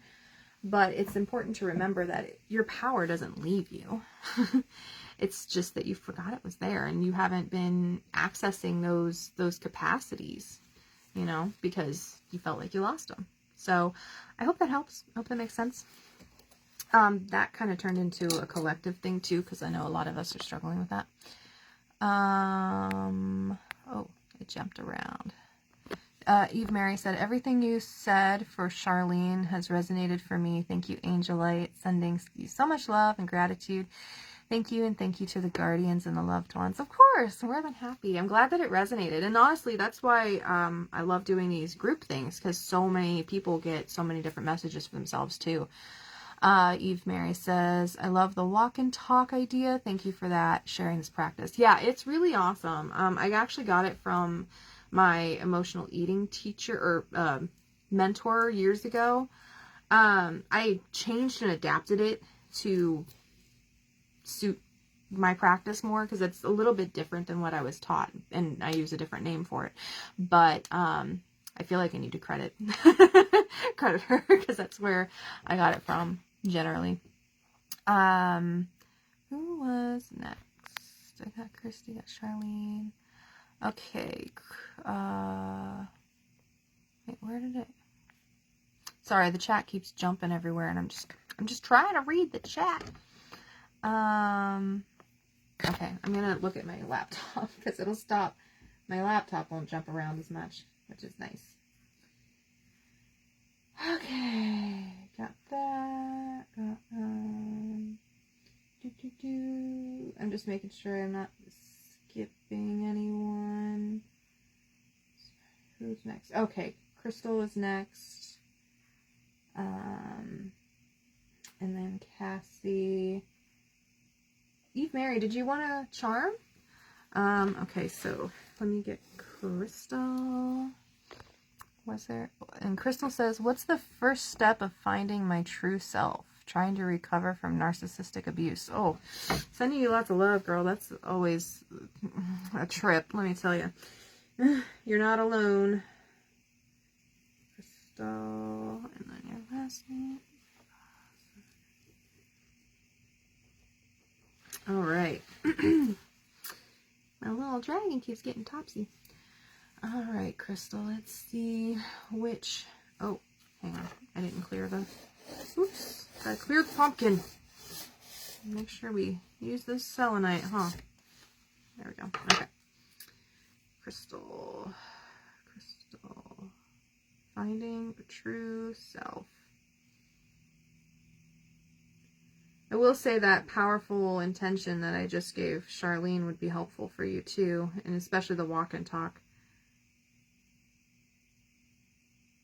Ooh, intriguing. Crystal, do you like dragons? Because the dragon charm has chosen you. At first I was like, is anybody giving me a yes? Here's the dragon charm, in case you're curious. Of course, that's fuzzy. There we go. That's better. All right. Let's see. How can Crystal regain her true self? Ooh. Okay. So, Crystal, the dragon is all about burning away things that are not aligned. And they're also a beautiful companion. They are anchors of deep, ancient healing. Like the healing that they are bringing forward for us at this time, it's so beautiful. And then they're also, you know, their own spirit animal guide in a way too. I know that I certainly utilize my dragons a lot, and then I know that many of sweet little dragon babies, yes, exactly. So the dragon is also specifically for you, Crystal, bringing in its powerful presence. Its powerful, I am here. Like, this is me. Deal with it. Sorry, not sorry. Like very, like, that kind of energy, which is really great for where you're at, because it's kind of at least when I experienced the intensity of narcissistic abuse that I did, I know that I was personally coming from a very low place, a place that I didn't have any self-worth. I didn't, like, you know, so I don't mean to assume where you're coming from. I'm just sharing a bit of my own. It's just really feels disempowering, which is a part of why what I just told Charlene is going to be helpful for you too. So take all of that too, and, you know, you may or may not resonate with all of it, but that would be really helpful. So your beautiful dragon has landed in 2 places, which I didn't write down. Sorry, I just like to write it down so I remember.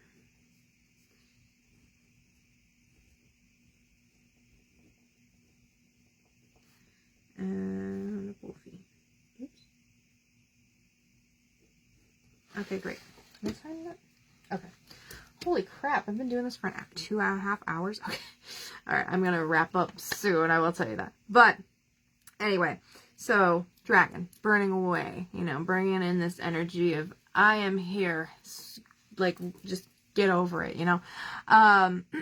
Really bringing in that confidence in a very strong, powerful way.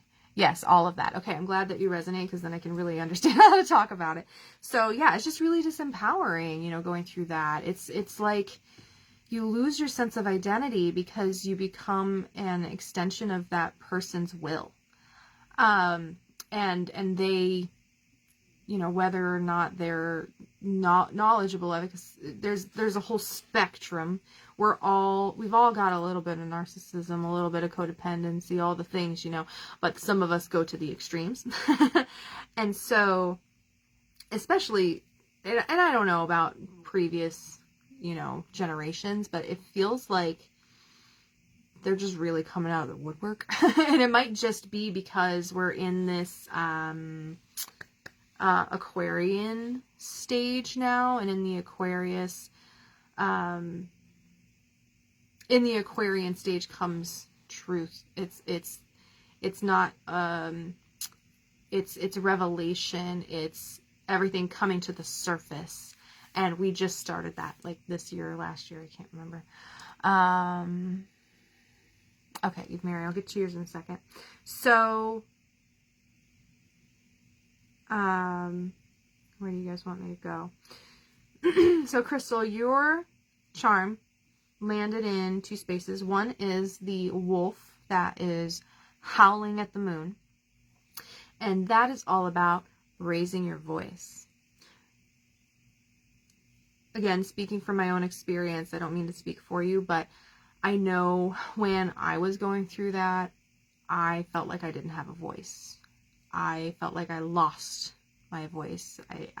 To be fair, I never really felt like I had a voice, because I went from, I'm not saying my parents are narcissistic, but there were tendencies, there were things that created the path for me to immediately choose a narcissist as soon as I moved out of the house. So it was like crap until I got to meeting my husband, and that was a very different experience. But anyway, when you don't feel like you have a voice, you lose your sense of identity, you lose who you are, and that's exactly what you're wanting to find, which is beautiful. And the thing is and this is just some comfort that's wanting to come in from your guardians. You aren't lost. It might feel like you're lost, but you're not lost. You're just buried. You're covered up with all this crap. You know, you're covered up from that relationship that drained your life force. And so it's time for you now to prioritize yourself, to redefine what it looks like to be in relationship with you. And so what does that look like? That looks like you going on walk and talk and just going off. I can imagine you have a lot to say, because I know I certainly did. And everyone else that I know that has gone through this type of thing, we actually have a lot to say, because we have shut our mouths for so long. And what's powerful is opening that up again. Like earlier, there was this visual that I saw of like a box flap, and it was right here in the throat chakra. It's box flaps being closed. They were taped and glued shut. Let's get some of that, what is it, a solvent or something that you need to unglue that, or heck, grab a box cutter knife and just open it up, you know. And even, and the reason that I'm really recommending, and the guardians are really recommending the walk and talk, is because it doesn't hurt anybody. It doesn't hurt anything. It's just you blowing it out. It's just you having that space, giving yourself that space that you so deserve to hear yourself out. Because it's one thing to be heard externally within the oneness that we are. But when was the last time that you heard yourself? That you were present for you and the true totality of the experience that you've been having? And don't you think it's even more important that you support you? Because you're the only one who truly can. Oh, Crystal said spot on. Yeah, Cassie, it really is. It's journaling out loud. I just like it more because I can only write so fast. But when I'm talking out loud, I can just go. And the being out in nature, the walking, is just innately healing. You've got that somatic experience. You've got that energy flow, that rhythm of the walking really supporting you in that letting go piece. And I can't tell you how many times I've healed myself on a walk and talk. Like, it's truly amazing. And so, Crystal, it's so important for you to raise your voice, even if you're the only one listening. And the thing is you're not the only one listening at the end of the day, because you're talking out loud to yourself, but to source, your divine connection, whatever that is for you. You're talking to nature, because you're out there with nature, and nature listens. Nature heals. And within the oneness that we are, you are being supported by those that love you. And I know, like, there's many of us here that don't know each other, but we all love you. You know, those of us that understand that unconditional love has a space here in this world. I don't need to know you to love you. I just love you because you deserve to be loved, because you are me and I am you. You know, and so when we can show up for each other in love, that's how we heal this world. That's how we move on in a new way. Cassie says, in the trees, bushes, rocks, animals, etc., all want to support us when we're out there. Just welcome them in. Yeah, 100%. They're here to help us too. Like, I know there's things happening with Mother Nature that, you know, can be quite devastating. You know, the hurricane with Melissa and things like that. But there's other hands in that pot. And I'm not going to get into it, but there's other things going on too. And it's important to remember that nature is not against us. Nature wants to heal. And those of us that are here to listen and help nature heal, it's a beautiful giving and receiving relationship. I have never had, like, how do I want to say that? Nature has always supported me. I'll say it that way. Yeah, exactly. Eve Mary says, absolutely 100%. Angel, we love you, Crystal. Yes, yes, we do. So, the other placement that your charm landed in is the little ghosty. And the ghosty is your ancestors and previous loved ones that have passed on. It's those connections with the other side, so to speak. But it's your loved ones coming in to support you and just give you, like, shower you with that love, because it can be in getting out of that narcissistic type of situation, it can be really difficult to love yourself because of all of the things that have been going on and all of the things that happened and all of the things that led up into that relationship, because it's not like suddenly one day you're just attracted to a horrible person. And I'm not saying that they're a horrible person, but, you know, just saying their actions and their way of being in relationship with you, not great. There were things that happened before that to lead into that dynamic taking place in your life. Previous other people that were likely, at least in the realm of being narcissistic tendencies and things like that. And also codependent, because codependent isn't great either. It's really not. It has a less abruptly painful thing, but when you think about it, it's just as messed up in some ways. It really is, because, and I'm saying this with all the love, because I was the codependent. I was the person that manipulated to get love, because I thought I needed to. I thought that was the only way I would ever get love, is if I manipulated, because that's what people pleasing and things like that, that's how I learned to survive. You know, and that's how a lot of us end up with a narcissistic person, or at least those that exude those tendencies. It's because we're coming from that place of doing anything we can to get love. Any form of self-abandonment to get love. That's it. They get that love, they get that attention, you know, whatever it is. And you're overwhelmed. Oh my goodness, Crystal. Okay, I'm giving you lots of love. Take a deep breath. Do it with you. Deep into your lower belly. And then let it go out your mouth. Letting go of all tension. Do that a couple more times if you need to. As many times as you need to. You want your exhale to be a little bit longer than your inhale. So like a 3 or 4 second inhale and a 5 or 6 second exhale. Okay. So there's that. Because the breathing itself will just help. It'll help the energy flow. It'll help the energy move, so it doesn't stay stagnant in the overwhelm.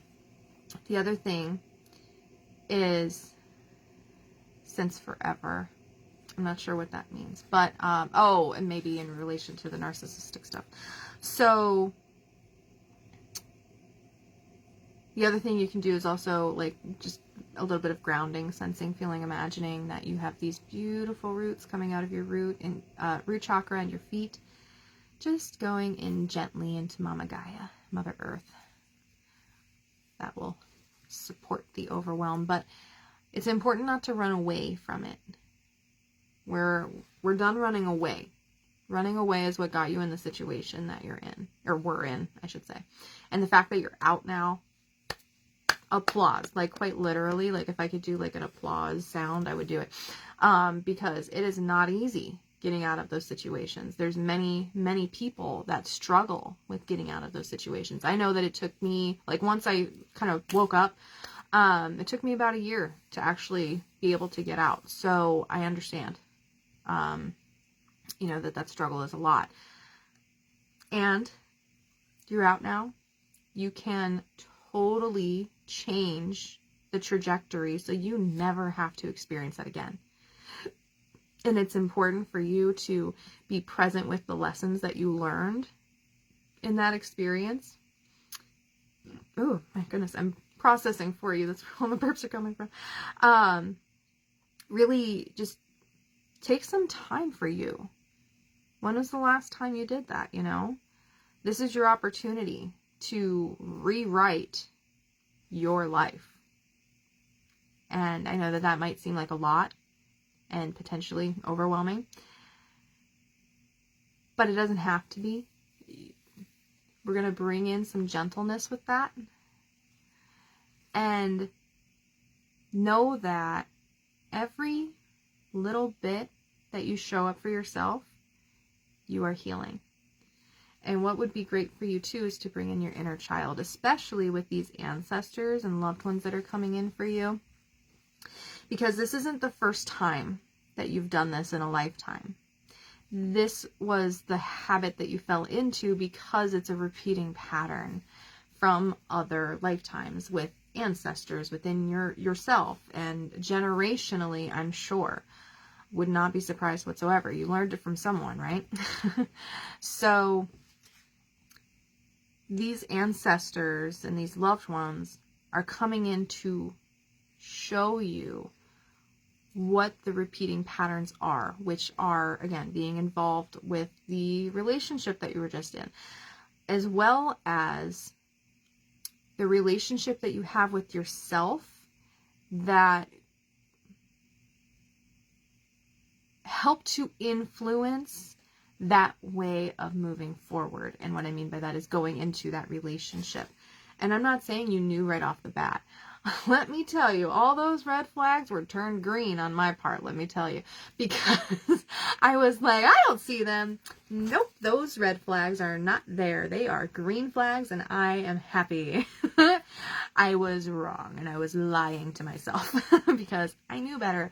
But I just wanted to get out of the situation that I was in because I thought it was bad, and it was, but so was the situation I got into.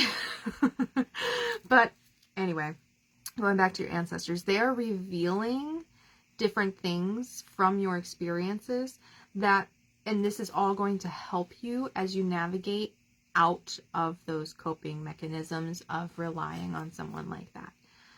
So what are some things that you can do to really get back into you? So, you were here for Charlene stuff. That is 100% for you too. So there's that. What I'm mainly seeing is a lot of nature.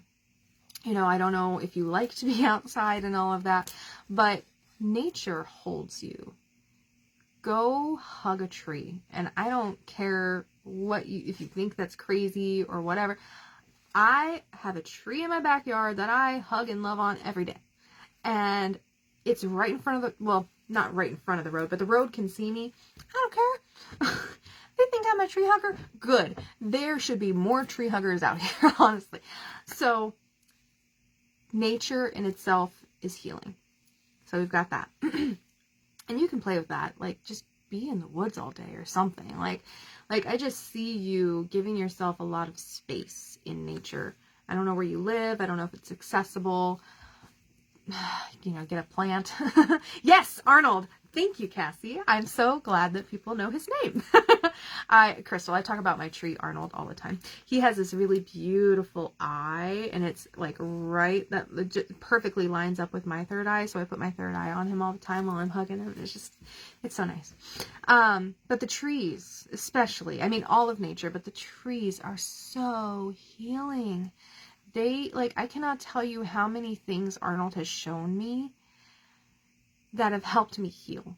And I don't necessarily just mean in my third eye. I mean, yes, that too, but just even the energy exchange of, like, a lot of the time I'll just put my hands up on his trunk, you know, right under the eye, and just standing there with my eyes closed, breathing in deeply, feeling the energy pulse coming from him.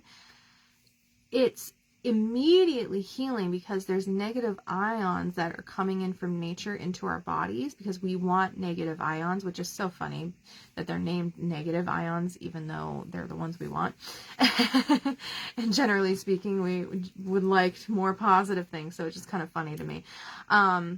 But the negative ions of nature, the ocean, those are what we want. And that's part of why I said too, during that grounding power practice, to be barefoot if you can, because the negative ions will come up through your feet, and it's just amazing.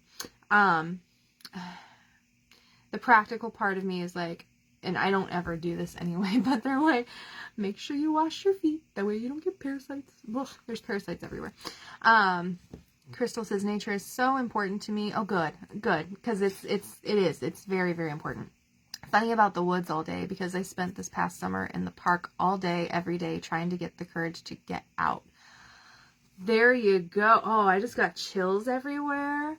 Oh my gosh. So you already have that confirmation bias in regard to knowing that nature helps you. Like, that's amazing, because the mental body likes to twist things sometimes. It's, again, just a protection mechanism on their part. But generally speaking, like, that's amazing. And so keep relying on nature, because it's going to keep serving you, and you know, it's an exchange. It's really powerful. So there's that, and that's incredible. I just keep seeing nature. They just keep showing me nature. So they want me to talk more about it. There's something really important about our cyclic nature. And when I say our, I mean, yes, humanity, but to dissect that a little bit more, feminine, the feminine. And I'm not just saying women, I'm saying the feminine. We all have both parts.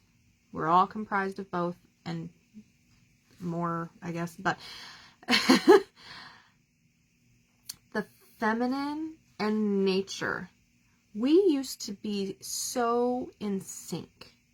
We used to connect with the full moon. Our cycles would line up. Whether or not you're like currently, you know, menstruating, you know, there's still the cycle. You, regardless of your age, you still have a cycle of sorts. And we would connect with the moon and connect with nature in that way. And it was so powerful. We would utilize the seasons to help us cycle.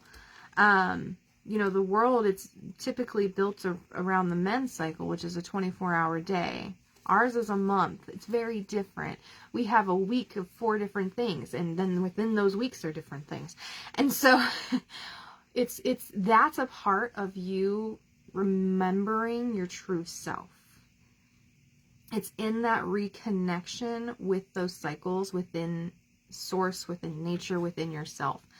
And it's so powerful when we do that. And I'm not saying to rely on, okay, specifically the moon. There are things, and I'm just going to leave it at that. But the energy of the moon, the energy that the moon represents, that's what we're going to connect to. And I'm going to just say it that way and leave it that way. If you have questions, you feel free to message me. But I would just want to say it that way because it feels important to say it that way. Because there's a lot of other things happening too, but it's the energy of the moon. It's the energy that it represents. And so with that flow, you're also connecting in with your ancestors, because many of your ancestors were connected to the cyclic nature of, or the cyclicness of nature. And they can help you with that. And so a practice that's coming forward for you is being outside, you know, taking some deep breaths, closing your eyes, maybe sitting under a tree. That's really what I'm seeing. So I'll just go ahead and say that. And inviting ancestors forward that are of authentic love and light and here to help you with your best and highest good. That phrasing kind of covers it all. And the ones that are aligned will come forward to assist you. We have lots of different ancestors, so you kind of want to have that intention with who's coming forward, because you don't want someone that's all grumbly and pissed off and da da da da. Now, sometimes that is what is for our best and highest good, but if it's not aligned, then we don't want that. So, and it's just not the right time to work with that ancestor, and that's fine. There's nothing wrong with that. So I hope that that helps you, because again, it's all very nature based, and I'm seeing a lot of crystals wanting to work with you as well. So I don't know if you play with crystals, but seeing blue celestite, which ironically is that heart right there. There we go. And I also have this beauty right here. If you're interested in crystals, I do sell crystals. If that's something that you're wanting, but you might already have a ton or have a great place by you, and that's amazing. So I just like to make sure you share, because it's a disservice to not share. So, and then, yeah, so I hope that all of that makes sense and serves you, Crystal. I hope that you give yourself lots of love and gentleness, because you deserve it. You really do. You've put up with too much for too long, and it's time for you to prioritize yourself.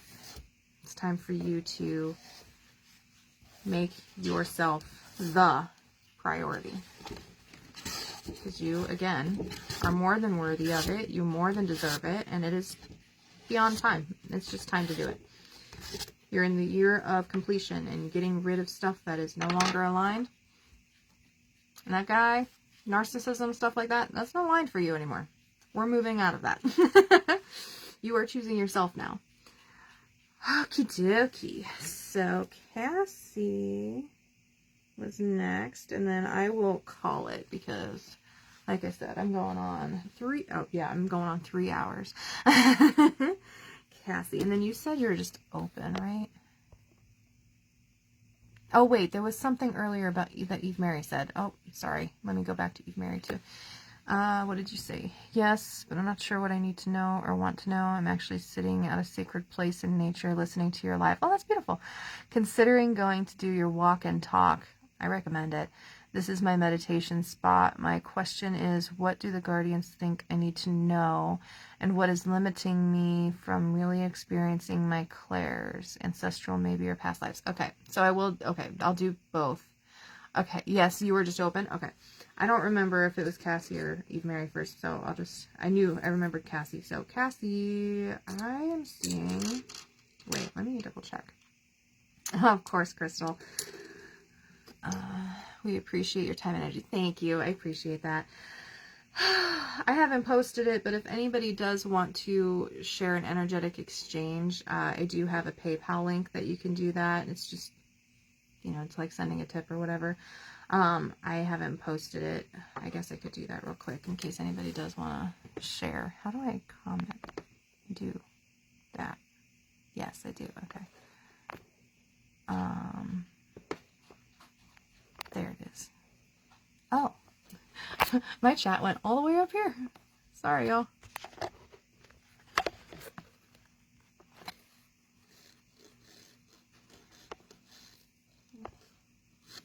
Oop. Oh, come on. Sorry. Trying to get this. There we go. Over here. Appreciate. No.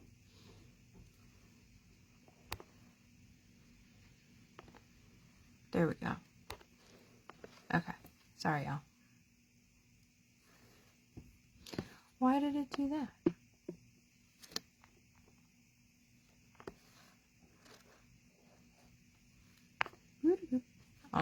Almost there. Okay, there we go. Okay, just in case anyone does, I wanted to make sure that I posted that because I forgot. Open to abundance. Don't want to shut off my own abundance, and I know that many of us struggle with that too, so sending you all love on that. I actually just did some stuff where I cleared a lot of that in case anyone's curious too. I was going to say, I am interested in crystals also. Oh yeah, girl, I got tons of crystals. Not even fine. I was going to say you've been doing so long, Angel. If you just want to wait till you come on again, I can wait. 2 hours is a long time. Oh, it's fine. It's fine. I'd rather close out with everyone getting their reading. Okay, so Cassie, is Cassie next? Okay, is Eve Mary after her? Okay. It's interesting because there's an energetic flow with who goes when too, and so that's why I was checking in to see if Cassie was next, and you are. So, and then Eve Mary will be after. But Eve Mary, you've been also very connected to a lot of what's been coming forward in general, so I hope that's been helping you too, and I know that you mentioned it did a couple of times. So, all right, Cassie. It seems like everyone's getting similar charms because we've got another sun. We've had the magic wand, the heart, the key, the dragon, and now the sun. Okay, well, I mean, that's 5 out of 9, so I guess there's... All right, so everyone's getting spirit animals today. They are just coming in hardcore. Okay, so Cassie, you were just open. So the sun is about shining light on things. It's about bringing warmth to things. It's also about the element of fire and also light. That one came in specifically now. So yes, I know I said shining a light on something, but I mean the idea of light in general, like light versus dark. And it's not the verses, but I'm just saying like light and dark, you know? So there's that. But your sun charm landed in the bat. We've been talking a lot about the bats. But also the tree, which is all about nature and healing and adventure. And so what I'm being shown from the guardians at this time is about you playing more with spirit animal guides. And in a more adventurous way. I just saw the dragons come in. So I don't know exactly like what you've been doing with your inner bodies, but I'm seeing your inner child coming forward a lot. They tend to come with the tree. But there's something important about you and dragons and your inner child. One of the things that I and my inner child loves to do is to go on dragon rides. And so I have a few specific places, and I know you've taken healers, so I know you'll know what I'm talking about. So your sacred healing space, there are places there that you haven't accessed yet that are ready to be opened. And I know you didn't get the key, but that's, you know, coming in for you at this time. And so, here's doing something weird. And so, what I'm seeing for you is you and your inner child exploring your healing space. And I'm not going to say the actual name of it. I'm just going to, you know, say. I literally heard dragon rides right before you said, oh, yeah! And I mean, it's not just because I'm a dragon. It's really, it's just so much fun. It really is. So you and your, okay, sorry, he knows I'm live. Anyway, yes, in your healing space, your special healing space, you and your inner child are going to approach, I'm hearing at least 3 doors. Of course, I know, right? There's at least 3 doors that are for you and your inner child to do this in. You don't open them all at the same time. You open one at a time and you explore together. Now there's lots of things. These doors all lead to different places. And you and your inner child are going to go in there and you're going to find at least one, if not many, dragons. And they're going to take you on expeditions. You and your inner child are going to go on these expeditions and you're going to play. You're going to explore. And in all of this, like, the thing is when I talk about this stuff, I can't help I can't help but feel that there might be kind of like an eye roll happening somewhere, whether that's an internal body or whatnot, because it feels too simple. It feels too fun. It feels fill in the blank with whatever that makes it feel like it's not important. Well, let me tell you, out of every single internal body that I've worked with, which is many, like 4 years of intentional inner body healing here, my inner child has had the most insight, has given me the most capacity and space for healing.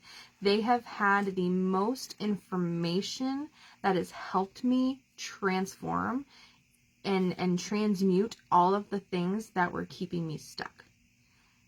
The inner child knows their stuff. And I think a part of it might be the perception of a kid. You know, a lot of people don't think that they're smart. A lot of people, you know, think that they just are naive and gullible and blah, blah, blah.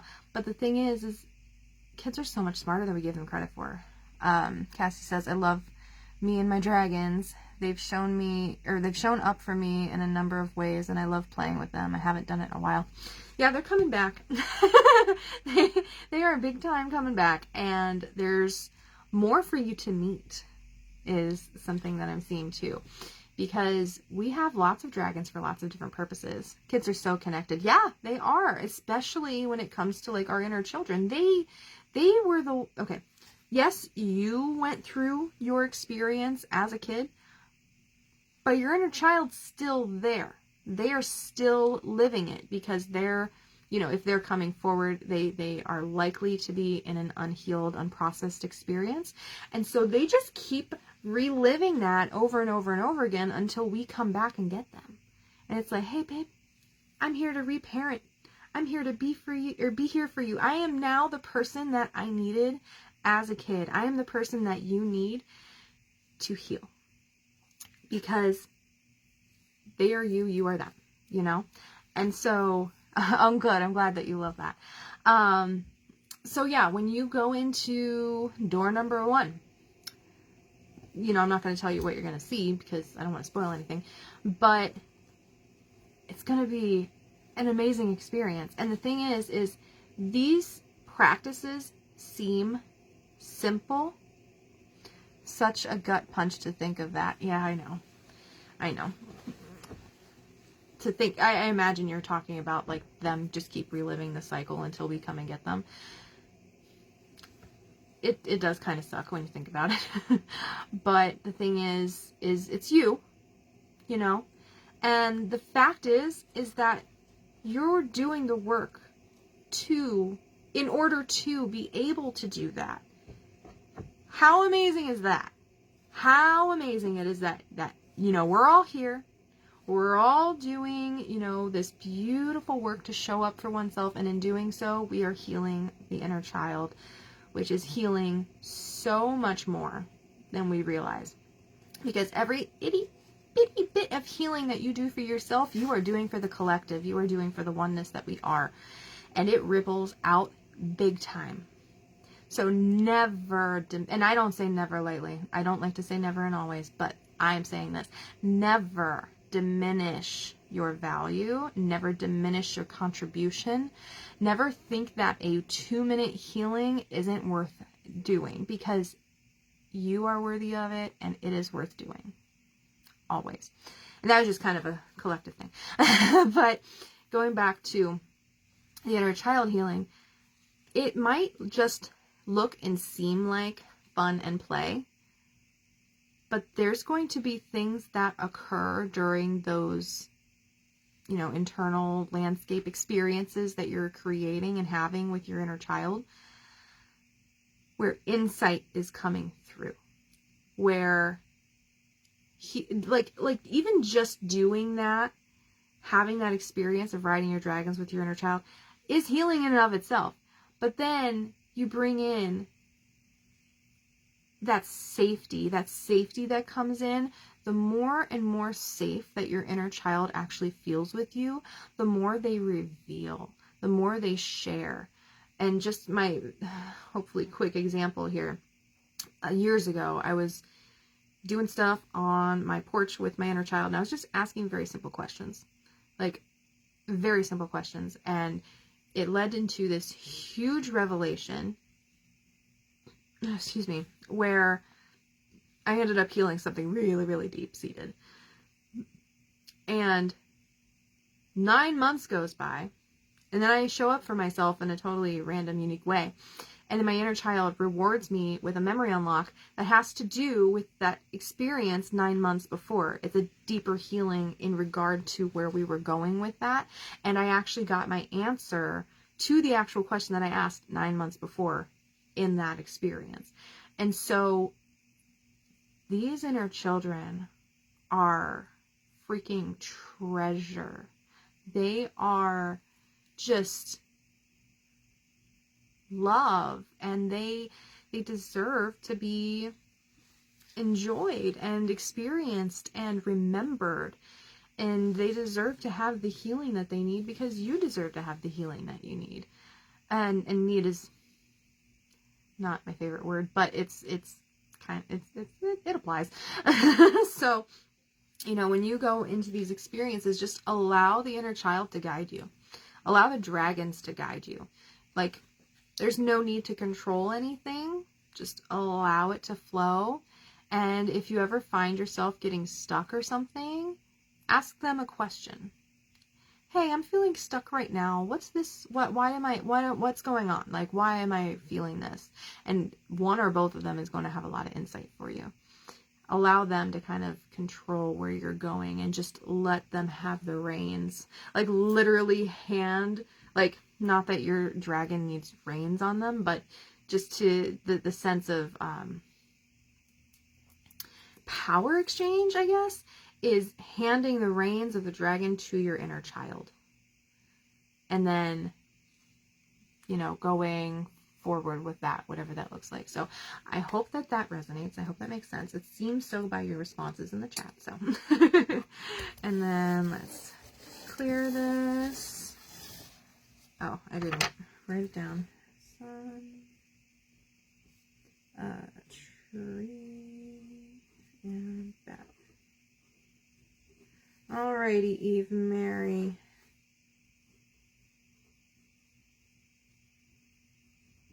Let me go back to your question.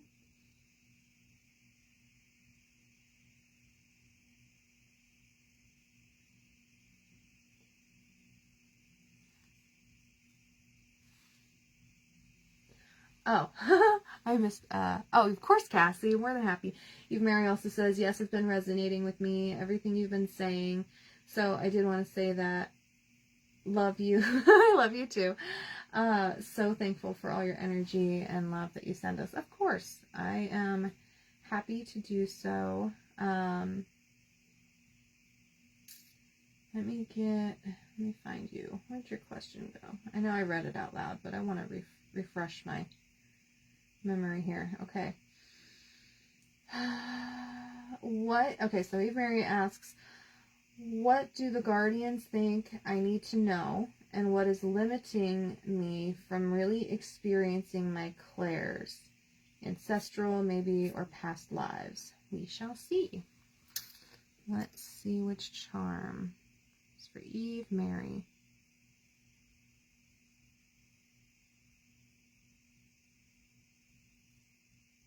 Gonna send you a message to get a little clarity on the healer's remarks. Yeah, of course.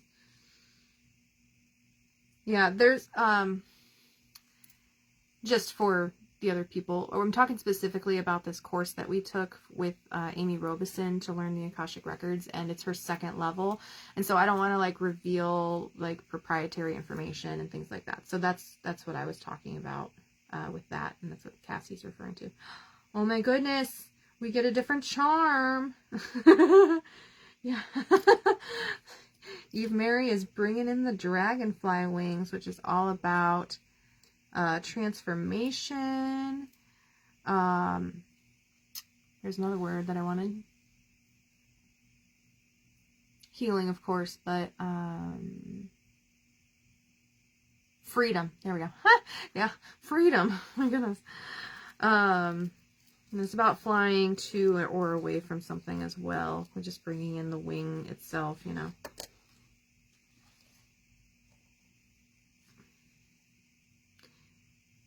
I'm going to retoss it, but I want to keep that in mind. I'm going to write this down because I'll tell you in a second. Oh, wait.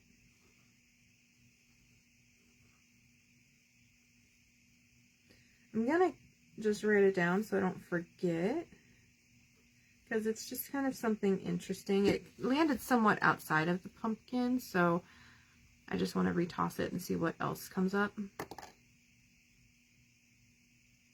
Okay.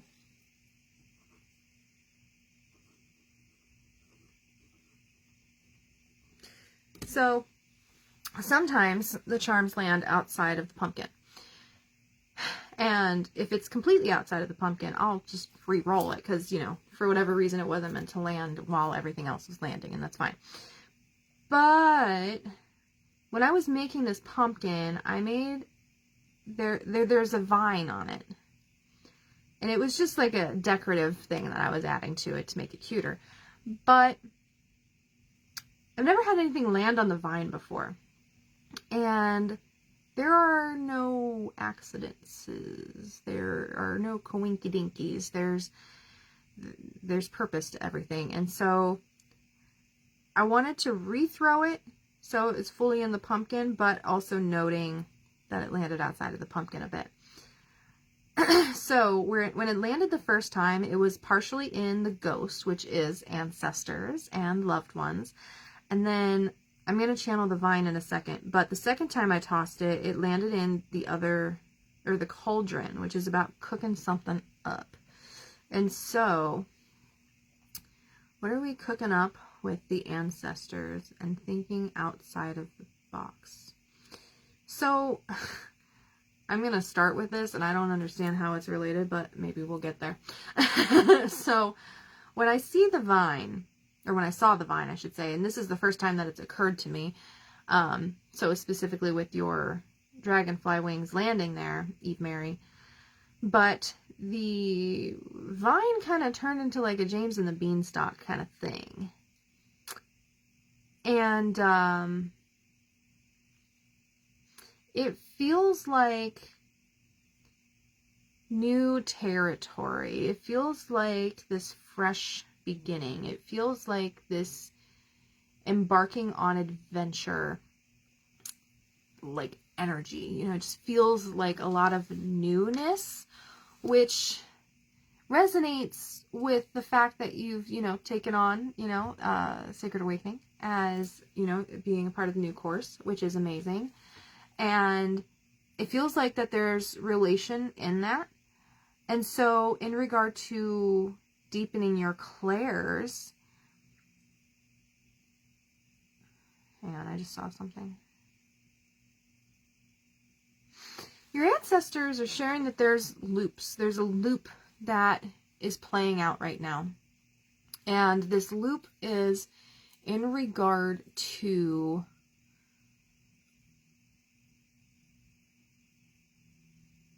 stagnation. Like, I was just kind of reminded of a few things on your discovery call. And I won't get into the detail because I don't want to, like, just say personal things out of nowhere on a live call. But what I'm seeing, oh yeah, and Cassie says, congratulations. It's such a great course. It really is. It's completely life-changing. And I know we talked about that. But, yeah, Sacred Awakening and Amy are just amazing. So, in this repetitive cycle, what I'm being shown is, and it's, again, kind of calling back to a couple of the things that they're just reminding me of our conversation, which I don't normally remember those conversations, so they are the ones that are reminding me. But one of the things, oh my goodness, this dragon keeps tilting. One of the things is that there's a lot of really beautiful skills and talents that you have acquired, that you have developed, all of the things. And it's like there's almost this like, and I'm not saying that you actually forget them, but it's like once you do that thing for a little while, it's like, okay, what's next? Okay, what's next? This didn't, you know, pan out the way I wanted. Okay, what's next? Or I got a lot out of it, but I'm bored with it now. Or there's this like energy of whatever it is not being enough. And that's a part of why you have acquired so many different skills and talents that expand out to lots of different like fields, lots of different spaces in being. A lot of that is connected to that feeling of not feeling like whatever it is enough. Cassie says, thanks again, Angel. I sent you a message. Got to start getting ready for trick-or-treating. Love you. Love you too, and have fun trick-or-treating. That's exciting. I haven't been trick-or-treating in a long time. Well, I can't eat candy right now, so there's that. I don't want it anyway. But anyway, have fun. I hope that you enjoy, and I know you kiddos will have a great time too. So, Eve Mary, in this cauldron that this dragonfly wings landed in the second throw, it's really about cooking up a new way of interacting with you and your skill sets. It's about remembering all of the things that you've done in this lifetime and connecting them into your ancestral connections and your other lives, because they all relate to something else. That's a part of why you've been able to kind of quickly become proficient in a lot of these skills and talents, because it's not your first time. This isn't the first time you've done them. They're all feeling aligned and connecting to you because you've done them in other lifetimes. They've been a part of you for more than just this life. And so what's happening though is you keep acquiring these things, and you get like relatively, you know, decent or proficient even at a lot of them. And then what happens is, instead of looking here at it, you're like, okay, what do I do now? Instead of looking at all of the resources that you have right here. And then the same thing goes for your clairs. Like your clairs, you're already very deeply connected. And I'm not saying you can't get more connected. Of course, we can always be more connected. But it's about recognizing how far you have come and allowing that to mean something. Because a lot of the time, like we don't give ourselves enough credit often enough, especially those of us in the spiritual community. But then also what's coming forward too is, what was it? When we are experiencing something, like I'll just say it in this way. It's kind of related, kind of not. When we're experiencing pain of some sort, we will do whatever we can to stop feeling that pain. Because the pain is the signal that our body knows we'll listen to. They're like, if I hurt her enough, she'll hopefully start listening. But the thing is once we heal that pain, we kind of forget about it. And we kind of forget about what caused it, what led up to it, and also how we healed it. Because it's not an issue anymore. It's not a part of our life. So we move on to the next thing. And in that, we are, in ways, abandoning ourselves, because we are abandoning the things that helped us get from point A to point B. And I'm not saying that we want to have attachment to these things, because sometimes they really will fall out of alignment. Like one day it might not be the most aligned thing for you to, write something down. It might be that you need that walk and talk, and they might flip and flop back and forth, so it's important to show up for whatever it is that is most aligned for you at this time, being in the now of that. Eve Mary says, yes, I know several of them I were told about in past life sessions that I had with QHHT. Yeah, exactly. So confirmation there. And with that, it's coming, that beanstalk is coming back. Okay, now we get more with that. Okay, I just heard the fee, fi, fo, fum. Fee, fi, fo, fum. I don't remember the rest of it. And apparently I don't need to. Why? Why don't I need to?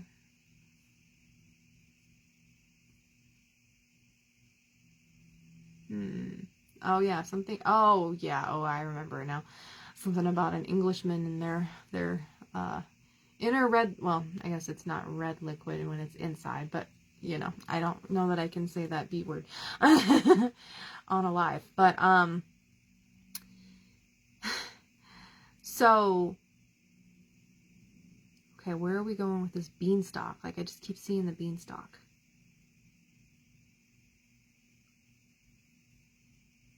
Ooh, okay. Okay. So, the journey of climbing the beanstalk. If you think about it, you're going to learn a lot on that journey about yourself in physical ways, mental ways, your emotions. That somatic movement is going to be releasing energies and different things. And then, of course, all of the things that are going through your head as you're approaching the top of the beanstalk, like what's up there, and we're just assuming that we don't know it's a giant and all of that, because we're discovering the beanstalk and what is this? Where is it going? I don't know, and so as you're climbing, you're learning a lot about yourself. You're deepening your connection with oneself, because you got nothing else to do while you're doing it. So it's just going to be a part of it. And then as you're having that somatic movement, there is just that innate attention to oneself. And so it's just going to be a part of the experience. And so as you're approaching the top, there's potentially nervousness, anxiety, all these things. And then you get to the top, and I know that the story itself goes a little bit differently, but what I'm being guided to say is you get to the top, and then there's this big giant that wants to eat you. It's like, excuse me? What did I just do all of that for? To get eaten? That doesn't make much sense. And so the reason that example is coming in for you, the reason that narrative is coming in, is because it's like when you're, when you're integrating these skills, when you're growing these skills, it's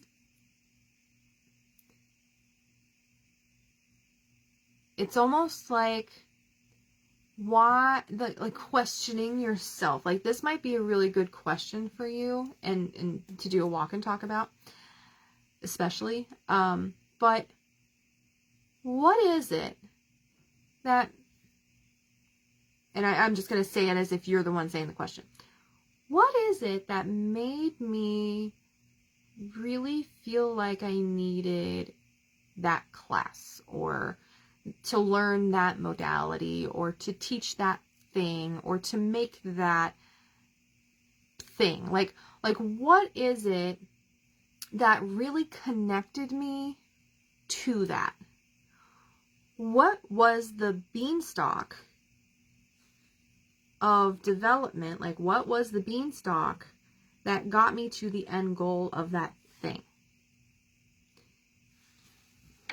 And you're going to want to do this for a lot of the different things that you are proficient in, the many things that you utilize, or, well, I should say have learned, but maybe don't utilize, like the QHHT stuff, like, your different creations, the swimming stuff, and I'm just saying that so it doesn't get too deep into your personal stuff, but really evaluating what the beanstalk connection was for you, and that skill, that talent, that connection.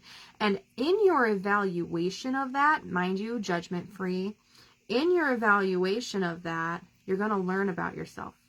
You're going to understand different aspects of you that were coming forward and speaking. Some of these aspects may be coming from feeling less than. They may be coming from, like, I just, in and of myself, I'm resonating with this because when I first started diving into the Akashic Records and really contemplating the idea of creating a spiritual business, I'm like, oh my gosh, I need to take that class, I need to take that class, and that class, and that class, and that class, and that class. And I have this huge list of classes that I have never taken. Oh, excuse me. And it was all because I thought I needed a lot of abbreviations after my name. QHHT, Akashic Records, blah, blah, blah, blah, blah. You know, like hypnotherapy, herbalist. You know, I wanted all these things after my name because I thought that that would make me feel important. Turns out it doesn't. Because that's not where your sense of identity is, or the sense of your worth and oneness and love is actually rooted in. Those are, yes, they become a part of you. They become a part of your skill set, the things that you can provide, the value that you can provide. Yes, it becomes a part of that, but it's not you. And if we are continuously looking outside of ourselves for this fill in the blank, whether it be self-worth, this idea of knowing the self, you know, X, Y, and Z, fill that in with all of the things. If we keep looking externally for those things, we're never going to find it because it's not outside of you, it's inside of you, which is a part of why I was speaking for you and knowing that the Akashic Records is the thing to serve you, because I know how powerful they are in helping you connect with you. Eve Mary says, yes, that was me, but the Akashic Records with Amy class, that was more about really learning how to be me and heal me. That's exactly what I wanted the class. Yeah, exactly. So I love that I said that just then, because we're on the same wavelength. And that's 100% true, because this course, the Sacred Awakening course, is not just learning the Akashic Records so you can serve. Yes, that's a part of it, but you're learning the Akashic Records so you can learn who you are, so you can heal the things that keep you from being who you are, the things that keep you from shining your light, the things that have been inundating you and restraining you and chaining you down into these old ways of being that are not serving you. And that's what learning the Akashic Records through Sacred Awakening is all about. I can't speak for other Akashic Record courses, but that's the one. And so we're totally vibing on that same wavelength. I love that. And so in regard to deepening your clairs is, again, referring to that beanstalk, because we live in patterns, we live in habits, and these cycles have been repeating throughout your life. And so the more that you evaluate that experience judgment free of how you got from point A to point B with a lot of the things that you've invested in, then you are going to discover a lot of things about yourself that assist you in deepening those clairs even more, because you'll understand your process and you'll understand what is and isn't aligned within that process. And that in and of itself will also help you with the Sacred Awakening course, because it will help you to even go deeper than what we just shared synchronistically. So I hope all that makes sense. And again, it was so funny how it landed outside. And I'm like, there's something there though. That vine, that's leading me somewhere. So that was really funny. And then as far as cooking something up, you're flying toward that. Like the everything that just came forward for you, like if you move forward with that and you assess the beanstalk of all of your experiences, of all of your skill sets, then it is going to assist you in flying high and cooking up that beautiful deepening of self, the deepening of your clairs, the deepening of your connection and your healing. And that in of itself is also going to expand into your whole life, especially, you know, if you do start working with clients on a more consistent basis and things like that, which I believe, yeah, that's definitely something you're wanting.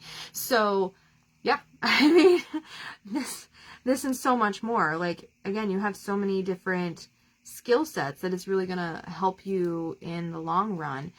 And it's important for you to fully understand why it was important for you to learn that, to remember that, because that's what it is. It's not necessarily that you relearned it, like, yes, but it's also that you've remembered it, because again, all of these other ancestors are connected to those experiences. So, and you can connect in with your ancestors in your Akashic records. And in doing so, you can ask them what connected them to their practices that you also resonated with in this lifetime. And ask them, hey, what led you here? What was what was your beanstalk? You know, like, what was your process in becoming fluent with whatever that was? Because that is going to help you too. It might not have been a part of your necessarily this life's experience, but it's a part of you because you are connected to your ancestors, of course. And so I hope all of that makes sense, because that was really cool. Hey, Selena. Hope you've had a great day. I'm really sorry if you wanted a charm. I've been going for over 3 hours. I'm really tired. Yeah, 3.5 hours. So I'm about to head off, but it was really lovely seeing you as well. And I hope that you're having a great day and feeling better, because it's been a minute since we talked, but I know you just went through some crazy stuff. So sending you lots of love. And so Eve Mary, I hope that you enjoyed that. I hope that it resonated. It was so freaking cool. Of course, yes. Eve Mary said thank you. But yeah, so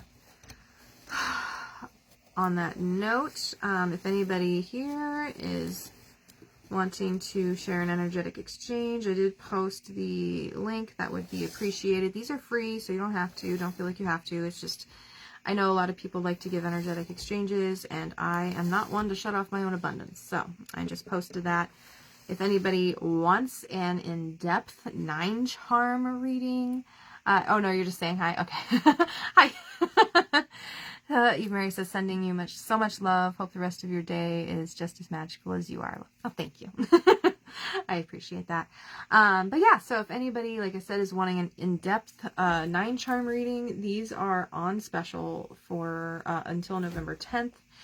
They are ridiculously underpriced, but that's okay, because I did not know what they were going to end up being when I set the special. So take advantage of my ignorance and book a session, because it's going to be like, it will eventually align with its more appropriate pricing. And so I just want everyone to be able to take advantage of the opportunity here, because it really is so powerful. Like yesterday, or not yesterday, but the other day, I recorded one, and the session ended up bringing forward an ancestor in 5 lifetimes that were completely healed and cleared. I mean, I don't know what else to say, that you can't get that for 57 USD anywhere else, as far as I know. At least not in this cleansing and loving way. So on that note, take advantage of the opportunity. I'm here to help. I'm here to provide value and share, and just spread the love, you know. And that's a part of why I chose that number, only 57, because I wanted something that was a bit more attainable for people. And at the same time, unfortunately, a lot of people don't take advantage of it, and then they get upset when the price does match the alignment, and whatever. So I don't know what to tell you other than just taking advantage of the opportunity that's at hand. So on that note, I hope you all have an amazing day. I am so grateful that you were all here, and just, I love the love. So On that note, I hope you have an amazing rest of your day, and I will talk to you soon. Bye. Happy Halloween. Happy Samhain.